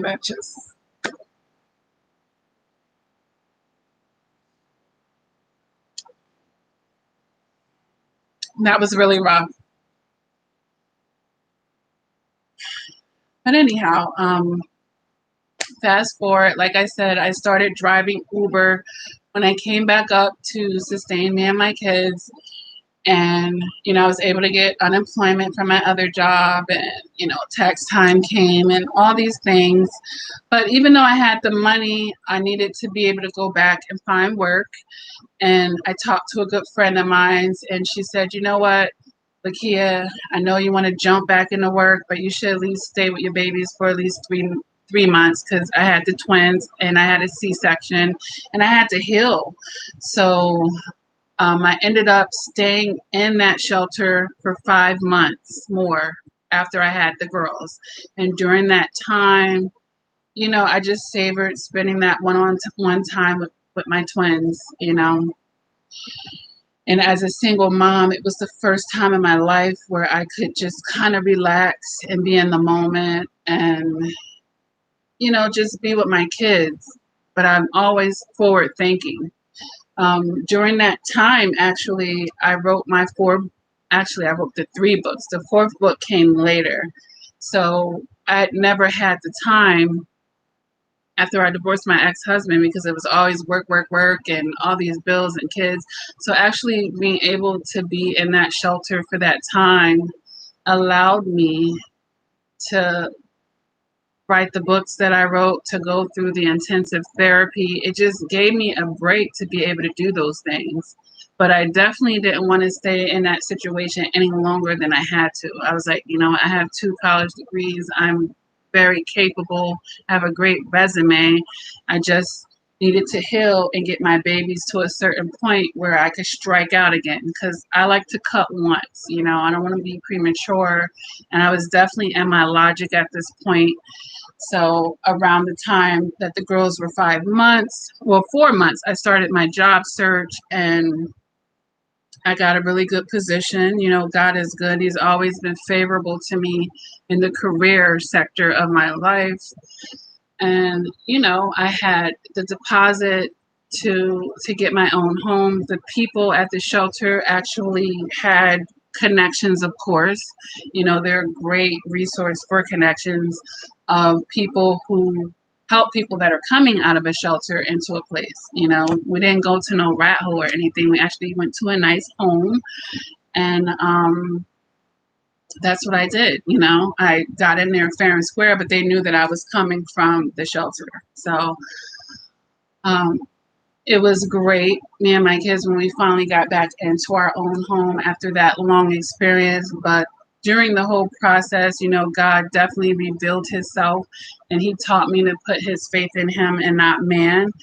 Because like I said beforehand, I was always leaning on other people emotionally, and what do you think I should do? And, not being my own person. And obviously you guys can see that I'm completely out of that energy, and, I'm not that little girl anymore. But, after going through all of that life of destiny, if you're still with me, honey, I just learned how to fuck with myself, because in those situations, all I had was me and God, and the strangers that he placed in my path to connect the dots to get me to where he needed me to be, you know? So, yeah, I took your original question was, how long did you take? I took a good 18 months of celibacy, like, because I had been sexually abused. I cried at the thought of sex for quite some time. So I just listened to myself. And one day I was at work, um, and I felt like socializing. I felt like connecting with people. And it was very organic. It was very natural to me. And this was about a little over 18 months of me being in full hermit isolation mode and just dealing with me and my kids. So I put myself back out there, and I started dating, and I didn't get it right at first. I can tell you that. I didn't get it right at first. but I damn sure didn't go back to those other type of situations. You know, I had light dating with people where I want to say like the first person that I dated, I was over the top with them. You know how you go from one end of the spectrum to the other. It was like ain't nobody about to play me again, and it was then you're just being too hard on a person. You're looking for problems, so to speak. So I had to, even though I had worked on myself, but I hadn't been interacting with people. I worked on myself and I increased my self love and all that great stuff, but I hadn't been interacting with other people. So I was very mistrusting. And, you know, if you're going to be in that bad of energy, it's like, what the fuck is you even doing dating at that point? You know what I'm saying? You got to come up off of that. It's okay to understand that there are some bad people out there without carrying all that suspicious energy with you, because people are going to feel those vibes and you might inadvertently still attract negative people because of that. You know, you want to be a little bit more lighter. So it took me dating maybe, it was 4 people in until I met the person that I'm with now. Okay. So yeah, that's how that kind of worked out for me.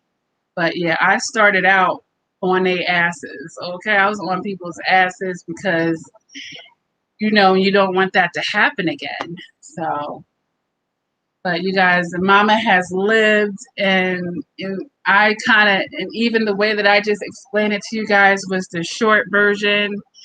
But yeah, I've definitely had a very interesting life, to say the least. But all of those parts of my journey has allowed me to be able to, be where I'm at today. You know, let me see your question and make sure that I fully answered it.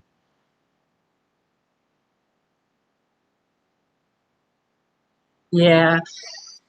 And, I continued to do the work and I allowed myself to be human. And when I messed up in those earlier situations, Life of Destiny, I was able to say, okay, I know next time, to calm down a little bit. It's going to be all right. It's going to be all right. You know? And Life of Destiny says it'll help those when they do leave, or those who are recovering and ready to move on and find the right one. Yeah. What I have to admit on this channel is I kind of sprinkle bits and pieces of me in certain videos, but I've never like made it come together. I've never had like one video where I've just given you guys like a full blown out testimony of my A to, I won't say Z because I'm still going and God isn't finished with me yet, but I've never like put it all together per se. Like anyone that listens to my channel that know about me, they'll know because they've listened to a bunch of videos and they're like piecing it together, so to speak. So I know that I haven't like, put it all together in that way. But yeah, I had to crawl before I walk.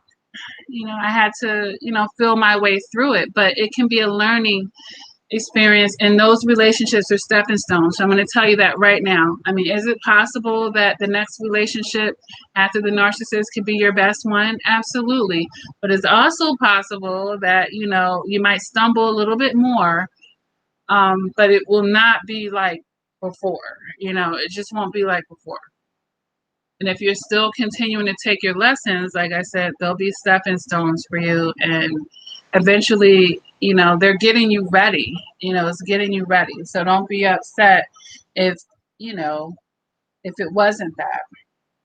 And when you're dating someone, that's it. You're just dating. So the expectations are, I have to get to know them to see if they're the one. I'm not going to just peg them as that. You know what I'm saying?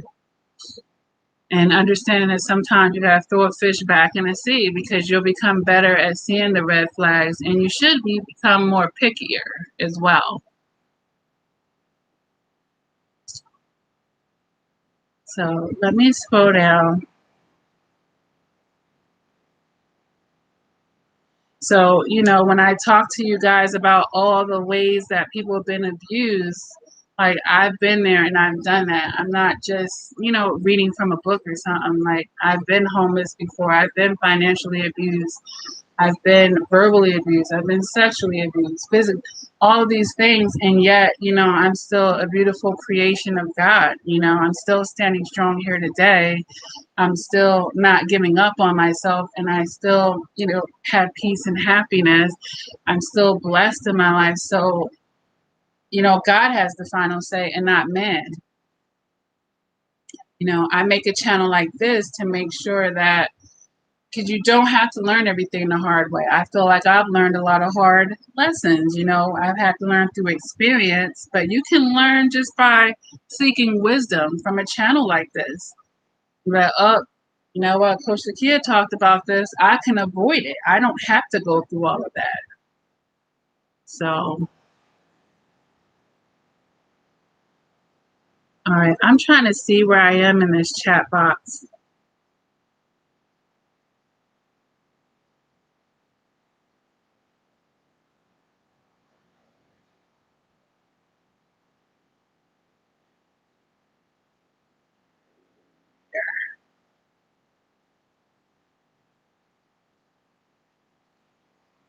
So hopefully that was helpful to you, Life of Destiny. Love Mia says he also a fake boxer, unless he's bullied someone. True Two says because the narcissist doesn't even love themselves, the narcissist gets their worth from supply. Yeah. Uh-huh. And then Love Mia is just touching on how some of them really are in the down low. I think narcissists are very sexually fluid most of the time because supply is supply. And if they got to switch sides to get it, even if they have to hide it and pretend like, because, you know, they're very image focused. So if they feel like society or their friends and family will frown upon it, it don't mean that they ain't sneaking in the middle of the night to get some supply from someone. And it, you know, for whatever they want out of that. And it may not even be, they may have to give them the sex, but they may be doing it for money. That might be the real supply to them, but the sex is just a tool for them to get it, you know? Right.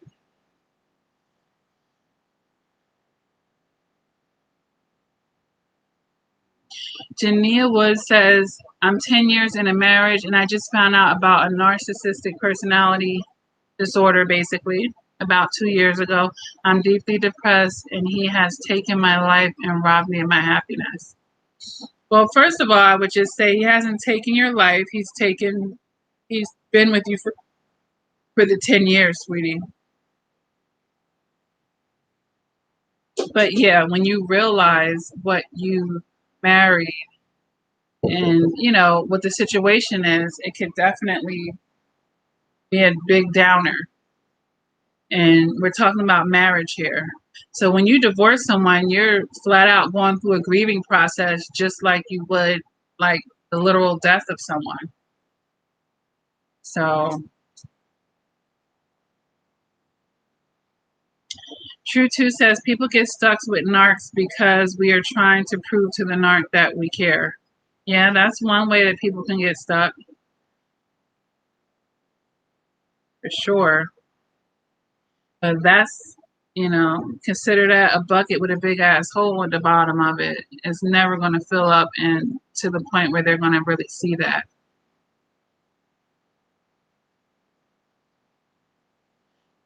Well, it shouldn't frustrate you. True Two says that anything that you do, nothing matters to the narc and it shouldn't frustrate you. But that's what I want to change with you guys. For anyone that might be in that type of mind frame, you have to see, you don't need it to frustrate you. You just need it to be something for you to observe, to know that you don't want to waste your time. Don't let it frustrate you. Let it enlighten you. Okay, nothing I do matters to you, and I'm going to actually sit around and be frustrated for your dumb ass? I don't think so. If nothing I do matters to you, I don't need to be with you. I don't need to be giving you my energy and my life source.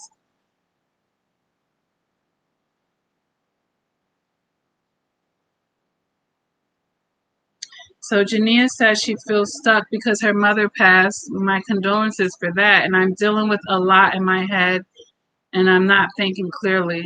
Yeah. Yeah, it's hard because you got a lot coming at you at one time. And I can admit that sometimes in life when it rains, it pours. If you've been in this live chat for a little while and you heard what I just talked about, like boom, boom, bam, like I got hit with a few things too. So sometimes when it rains, it pours, but you're not stuck. You're never stuck. That's just a limitation that you're putting on yourself. All is saying to me, or all it would, describe to me as a person that feels like, okay, I can't handle all these things at one time. I don't know how to handle all of this at once, basically. And that just means that you need some guidance and a support system to help you do that. Because you have all these emotions swarming around with your mother, and now, with this, you realizing this abusive marriage. Because honestly, I was out of that marriage before I realized what the word narcissist was, because this word just became popular, over the last 4 years, perhaps, so back then people weren't saying it. So I was long gone out of that relationship before I even could put a word to it, other than knowing that it was toxic. But, we set limitations on ourselves, Jania, and you're definitely not stuck. It just means that you don't see the way out. Just because you don't see it doesn't mean there aren't any ways out for you. It just means you have to figure out or get to the source that will help you see those ways and help you realize that. You don't have to do everything out of your own understanding, for sure. And some things may be over your head if, you're stuck and you don't know what to do yet. So Ruby says, I was desperate and obsessed with the healing. I love my peace and joy, and I will fight for it now. And I know myself, my power. Yeah.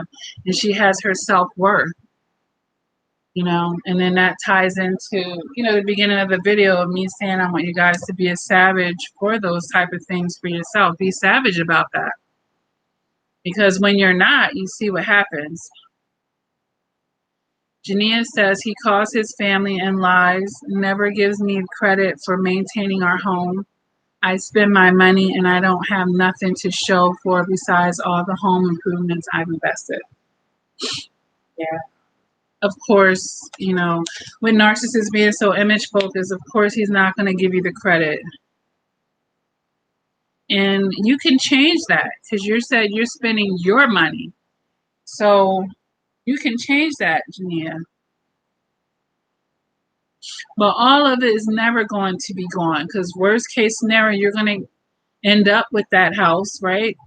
Even though I don't advise you to spend all your money on improvement, you need to be putting money away for a rainy day because that rainy day sounds like it came. Now it's really time for you to move in silence. And I've made videos on this channel, honey, where you can get some tips from me on divorcing an art. And, there are other communities that talk extensively about that as well. So definitely don't limit yourself.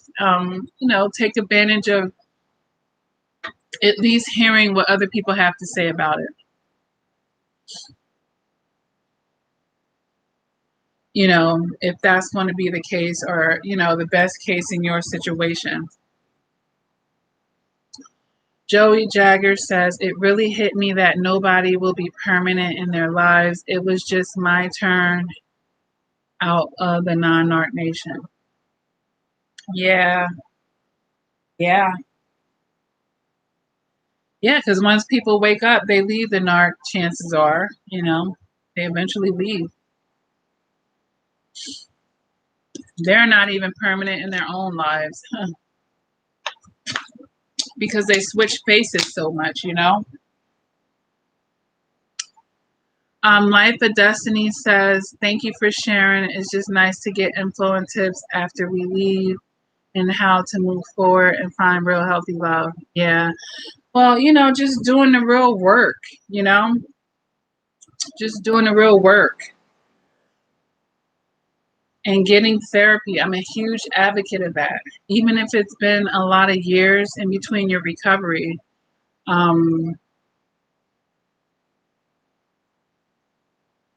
highly recommend it. A lot of people sleep on mental health. A lot of people sleep on it. But it needs to be a good therapist, whoever it is, good counselor, good therapist, whatever, life coach, whatever you're dealing with. Just make sure, they actually understand narcissistic abuse. But I wanted to share the before with you, Life of Destiny, to understand, like, why would someone become so introverted? Why would someone, be celibate for so long and do all these things? So Jania says, he never gets tired of abusing me. It's exhausting. I'm afraid for myself. Yeah, right. Yeah. Yeah, because he's beating you down as he's doing this, and your energy is being depleted. And that's more you're going to have to recuperate from. Of course, he's never going to get tired of it because that's his way of life, too.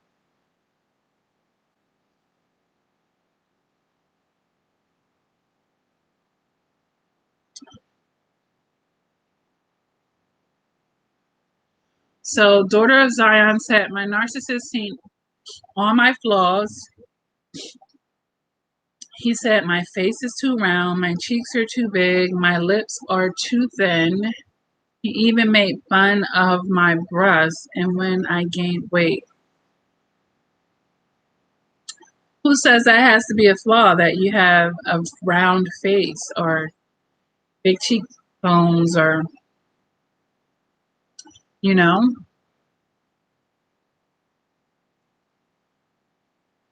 For you to agree with that, it makes me feel like you see them as your flaws.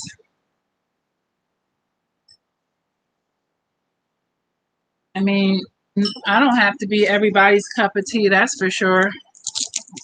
And I'm okay with that. But I love myself unconditionally and my imperfections. I have scars on my leg that, they're a part of me now.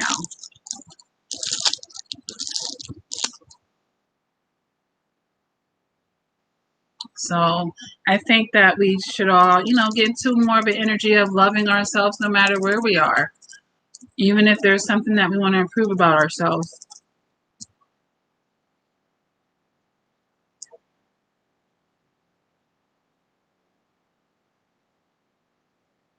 I know, girl. I have suffered. I have been through some things, but I've also recovered. So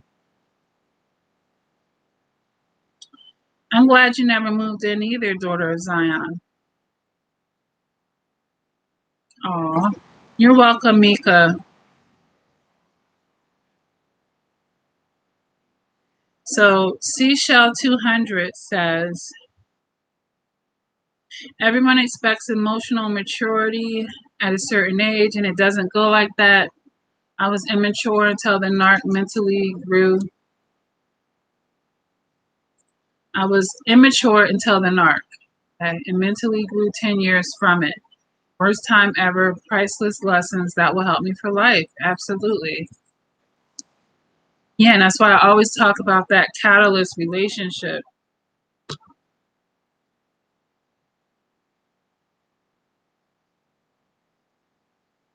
Absolutely. I like that as far as, a man will travel to you because they're hunters, Daughters of Zion. I don't know about never telling him you love him if he's your husband or something. But I think what your father was saying is let him be the aggressor and, let his efforts outweigh yours. I could generally agree with that as far as the masculine and the feminine energy goes. I agree with that. And daughter Zion said he would never travel for me. He just lied. Yeah, and made excuses. So the proof is usually right there. It's just, sometimes we settle for less when we don't know our worth.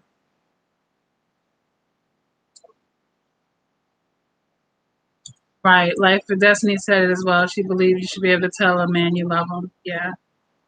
Latanya Morgan says, and that's what I still can't wrap my head around, is I was dealing with someone who was trying to destroy me. It's sad because they do not care if you have small children that need you around.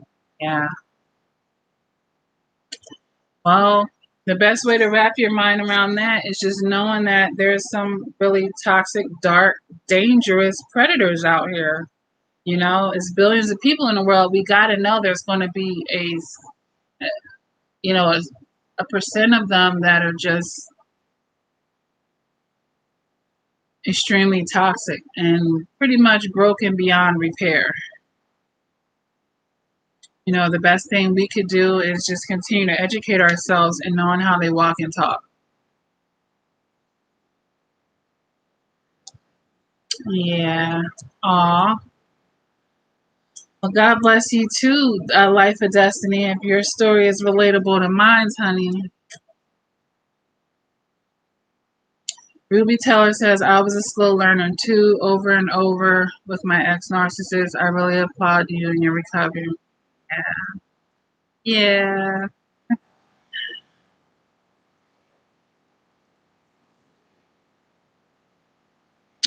It is saved. It will be like once I go off, I'm sure that YouTube always uploads it. So I know everybody says that. Latanya says, I wish I knew this years ago, right?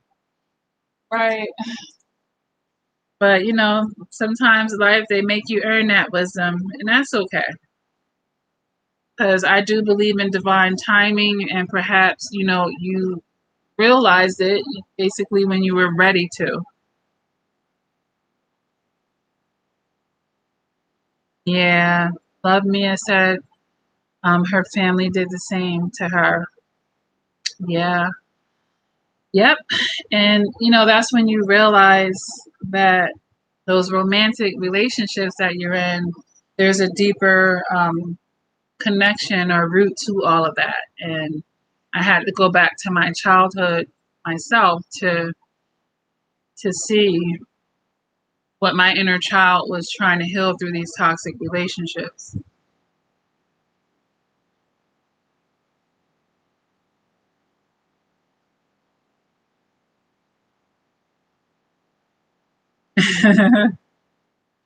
Right? Yeah, it was. Life is a journey. It really is, Joey Jaggers.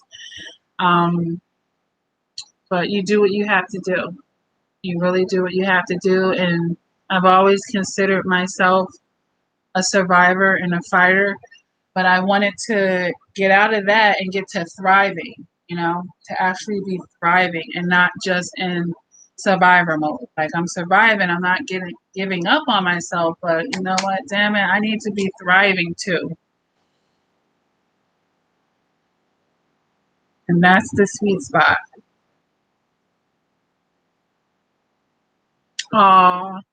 Oh, thank you. Love Mia says, if I knew you, I would have sure helped. Yeah. But God makes provision and you know, everything still worked out. And my life is not like that now, you guys. So don't you feel bad for me. Um, it was just a season of my life, and that's what it is when you've hit a rock bottom per se, or when you feel like you have to start over in life. It may feel scary, but it's a beautiful thing because now you get to restructure things and build on a solid surface, and it's going to be better than it was. Nobody wants to start over because it's like, oh, it's a lot of effort in starting something over. But if it wasn't put together the right way to begin with, be blessed that you have the opportunity to do that. you know And in those type of situations is much better. Like if I had gone through all of those hardships and I only focused on the negative, um, that wouldn't have served me any good. You know, I'm more of a positive minded person anyway. So you see how I even took my time in that shelter to write those books, and I seen the positive and how that worked for your good and how God worked things for your good. I mean, he gave me a whole platform to be able to come on here and share my story. He was going to use me. He was like, you know what, I'm going to put her through all of this stuff, but she's going to get her reward as far as she's going to get her healing, but I'm going to use her. I didn't just put you through all of that, you know, for nothing. He was going to use me through that. So it's always going to be better to focus on what you do have and what you can control and what, you know, what you can make better. And that's what I did in my situation, and that helped me. That definitely helped me. I mean, am I trying to sit up here and act like, you know, I didn't have anything else to heal from, or I may not have moments where I might feel a little down or sad about this or that, but the moments are very brief. Like I got a little choked up when I said that my sister stole my Bible from me. That that was a little bit of a trigger for me because it really upset me. I'm like, why would she have to go that far on top of all that other stuff? So it was just a lot. But like I said, I know some people are like, I would never talk to her again. I would never do. But you know, she and I do love her. I do love her, and I eventually mended. It was not overnight. It wasn't overnight, but I deal with her the way that I deal with her. I'll say that much. Have I forgotten? Hell no. But have I forgiven her? Yes, I have. I have forgiven her. Now, is that something you should do in every situation? No, no, it's not. But is it what I chose to do in my situation? I did. I have nieces and nephews that I care about, and um, I want to have a relationship with them. So I deal with the situation the way that I deal with it. Let's just put it that way. But I am Coach Lakia, and I'm no fucking fool, and I don't sign up for seconds. So I deal with it the way that I do, but you know, we are on speaking terms. I'll say that. And I'm going to leave that there.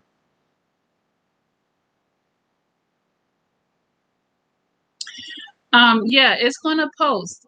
It's going to post. Good idea. All right. It's going to post.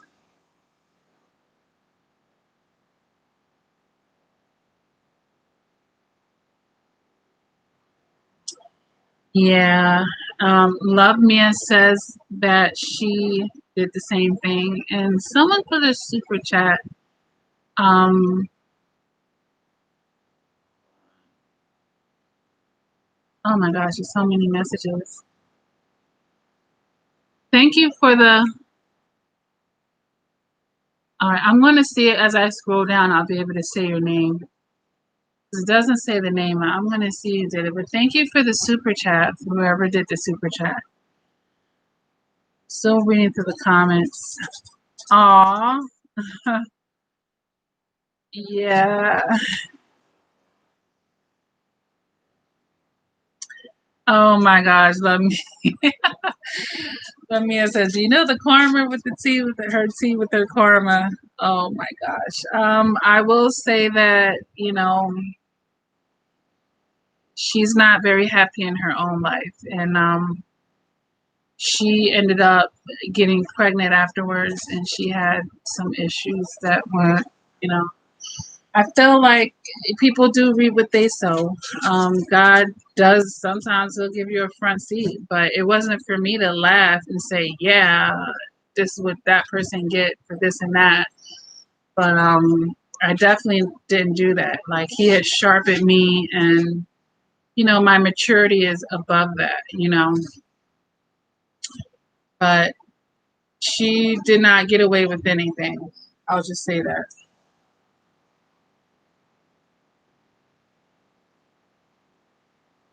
Well, Destiny, yeah, these are old. I know that I'm kind of behind in the chat. Yeah, I just got a little stirred about the Bible part, but I'm generally very much okay, and I've moved on from the situation, generally speaking. So I'm okay, honey.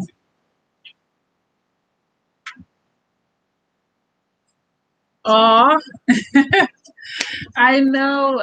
I know you guys probably felt the emotions. You can't even see me, and you feel that. Yeah, hurt people hurt people. I'm gonna tell you that right now. And for her to do that, there's some things with her as well, and stemming back to her losing, because it was my mom was her mom as well, and I don't want to like sit here and put her on Front Street. But when our mom passed away, she was only one, so she had no memories. And I'm not making any excuses for her, but I know she has a lot of aspects within her that she probably need to address.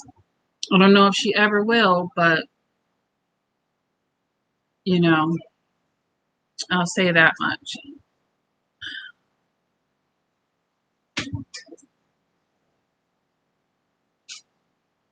Yeah, I really did, Latanya, and I can't take all the credit.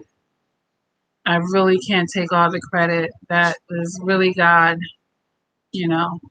But you have to help him help you as well. So you gotta be a willing participant. I was willing to take his help. Hold on, you guys. I'm just gonna drink some water.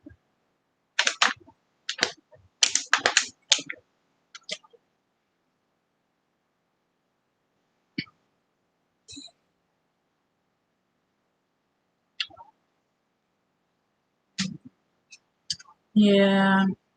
Well, you definitely don't have to wish life of destiny to be an entrepreneur. All you gotta do is, have a plan and put it into action. A solid plan.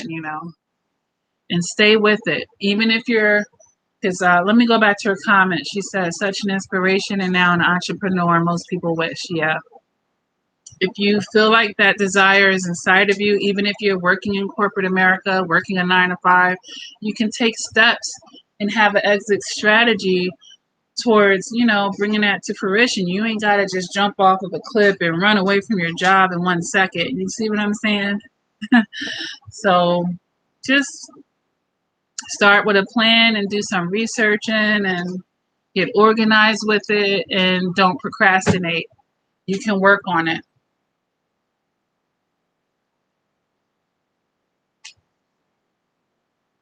Aw. Aw, thank you, Life of Destiny, because I know I went all the way around the world to get to your answer, but I was just feeling like I should do that in a moment.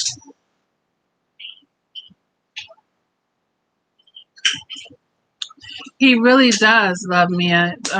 God will use things for your good. Like, oh my gosh, for me to have twins and all the things that they had, like they were stocked up, you guys. They were stocked up big time. And all my other kids, like we just, we had what we needed. And they kept us together. I don't know too many people who can go through being homeless with 4 kids and pregnant with twins and not lose their kids, going to the system or anything crazy like that. That's really sucks. And that happens to people every day. But God blocked me from that. And that's absolutely amazing.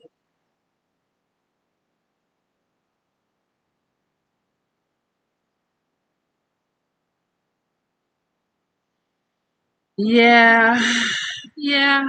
God definitely, he covers his own. And that's why he says you put your trust in him and not man. Right, Latanya. She said your family could be your worst nightmare. Yeah.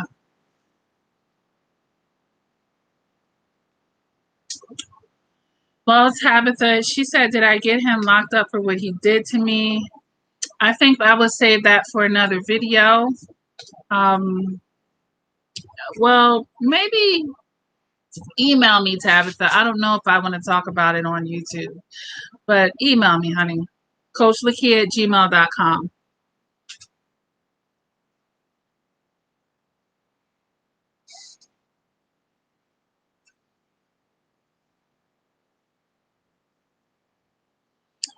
Yeah.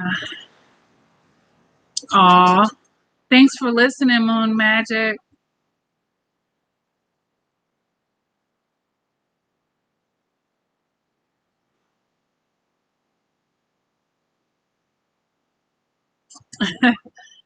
Right. Yeah, you don't want to be possessive over anything, honestly.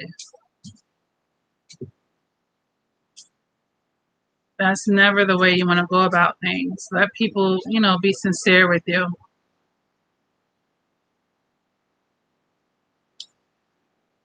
Yes. Yes, Satan, he be trying. True, too. Tabitha says, I'm 36 and my narc is 57. I do know he can't handle my mouth because I used to dish it back out to him, but I left it. Felt like a cloud of smoke was lifted. Yeah. Yeah. Because there is a dark cloud around them, for sure. And that's why you don't want to be under it, because you're going to get hit with it. They're bad luck. Oh, stay hungry. Thank you. That's who that was. Thank you for your $10 life uh, super chat.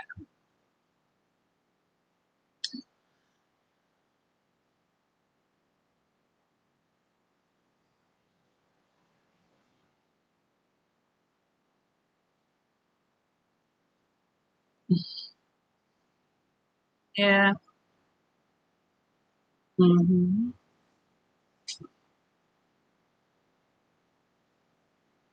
Yeah.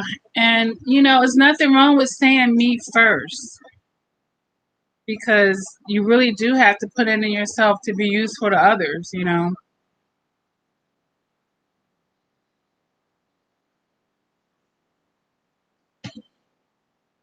right.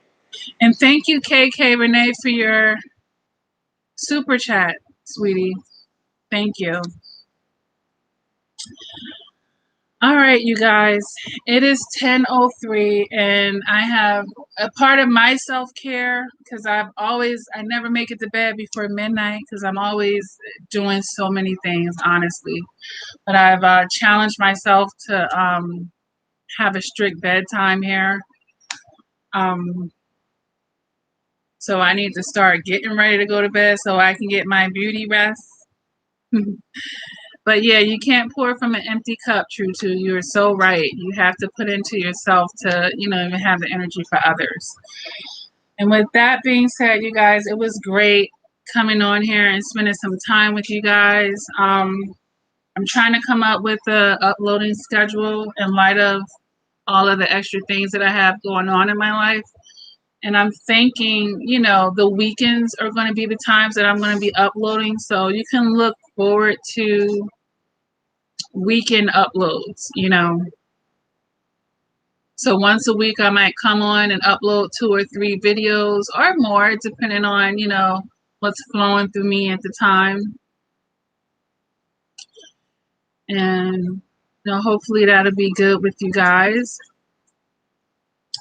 So thank you for everyone that has stayed here for the whole dang on there 2.5 hours. I don't know if anyone was able to have that kind of time on their hands, but anyone that even dropped in through for a few minutes, all right? I appreciate it. Thank you for all the love that you guys showed the channel. It will be uploaded through YouTube, so if you missed any parts of it or you want to repeat it or anything like that, it'll be made available to you guys. I do still have the 2 support groups, and I know that there's some people here asking me questions. That's a great community for you guys to join, to add to your support system. There's a private one and a public one, so you'll see that down in the description once everything re-uploads. Aw, that's awesome, KK Renee. That's my whole plan here. I know that, God works in his ways, and the people that are meant to cross the paths with this channel, and they will. And I'm cool with that. If one person has benefited, that's amazing to me. but I know that it's been more than one. So that's great. All right, you guys, have a great evening. I know we're all like in different time zones, so it might even be the evening for you, but it's definitely a good night for me. So I will see you guys in the next video. And what do I say at the end? Definitely never give up on yourself. Continue to do the work. And until next time, please take care, you guys. Good night. All right, I have to see how to end it. Oh, okay. Obviously, it's the big red button, end stream. Good night, everybody.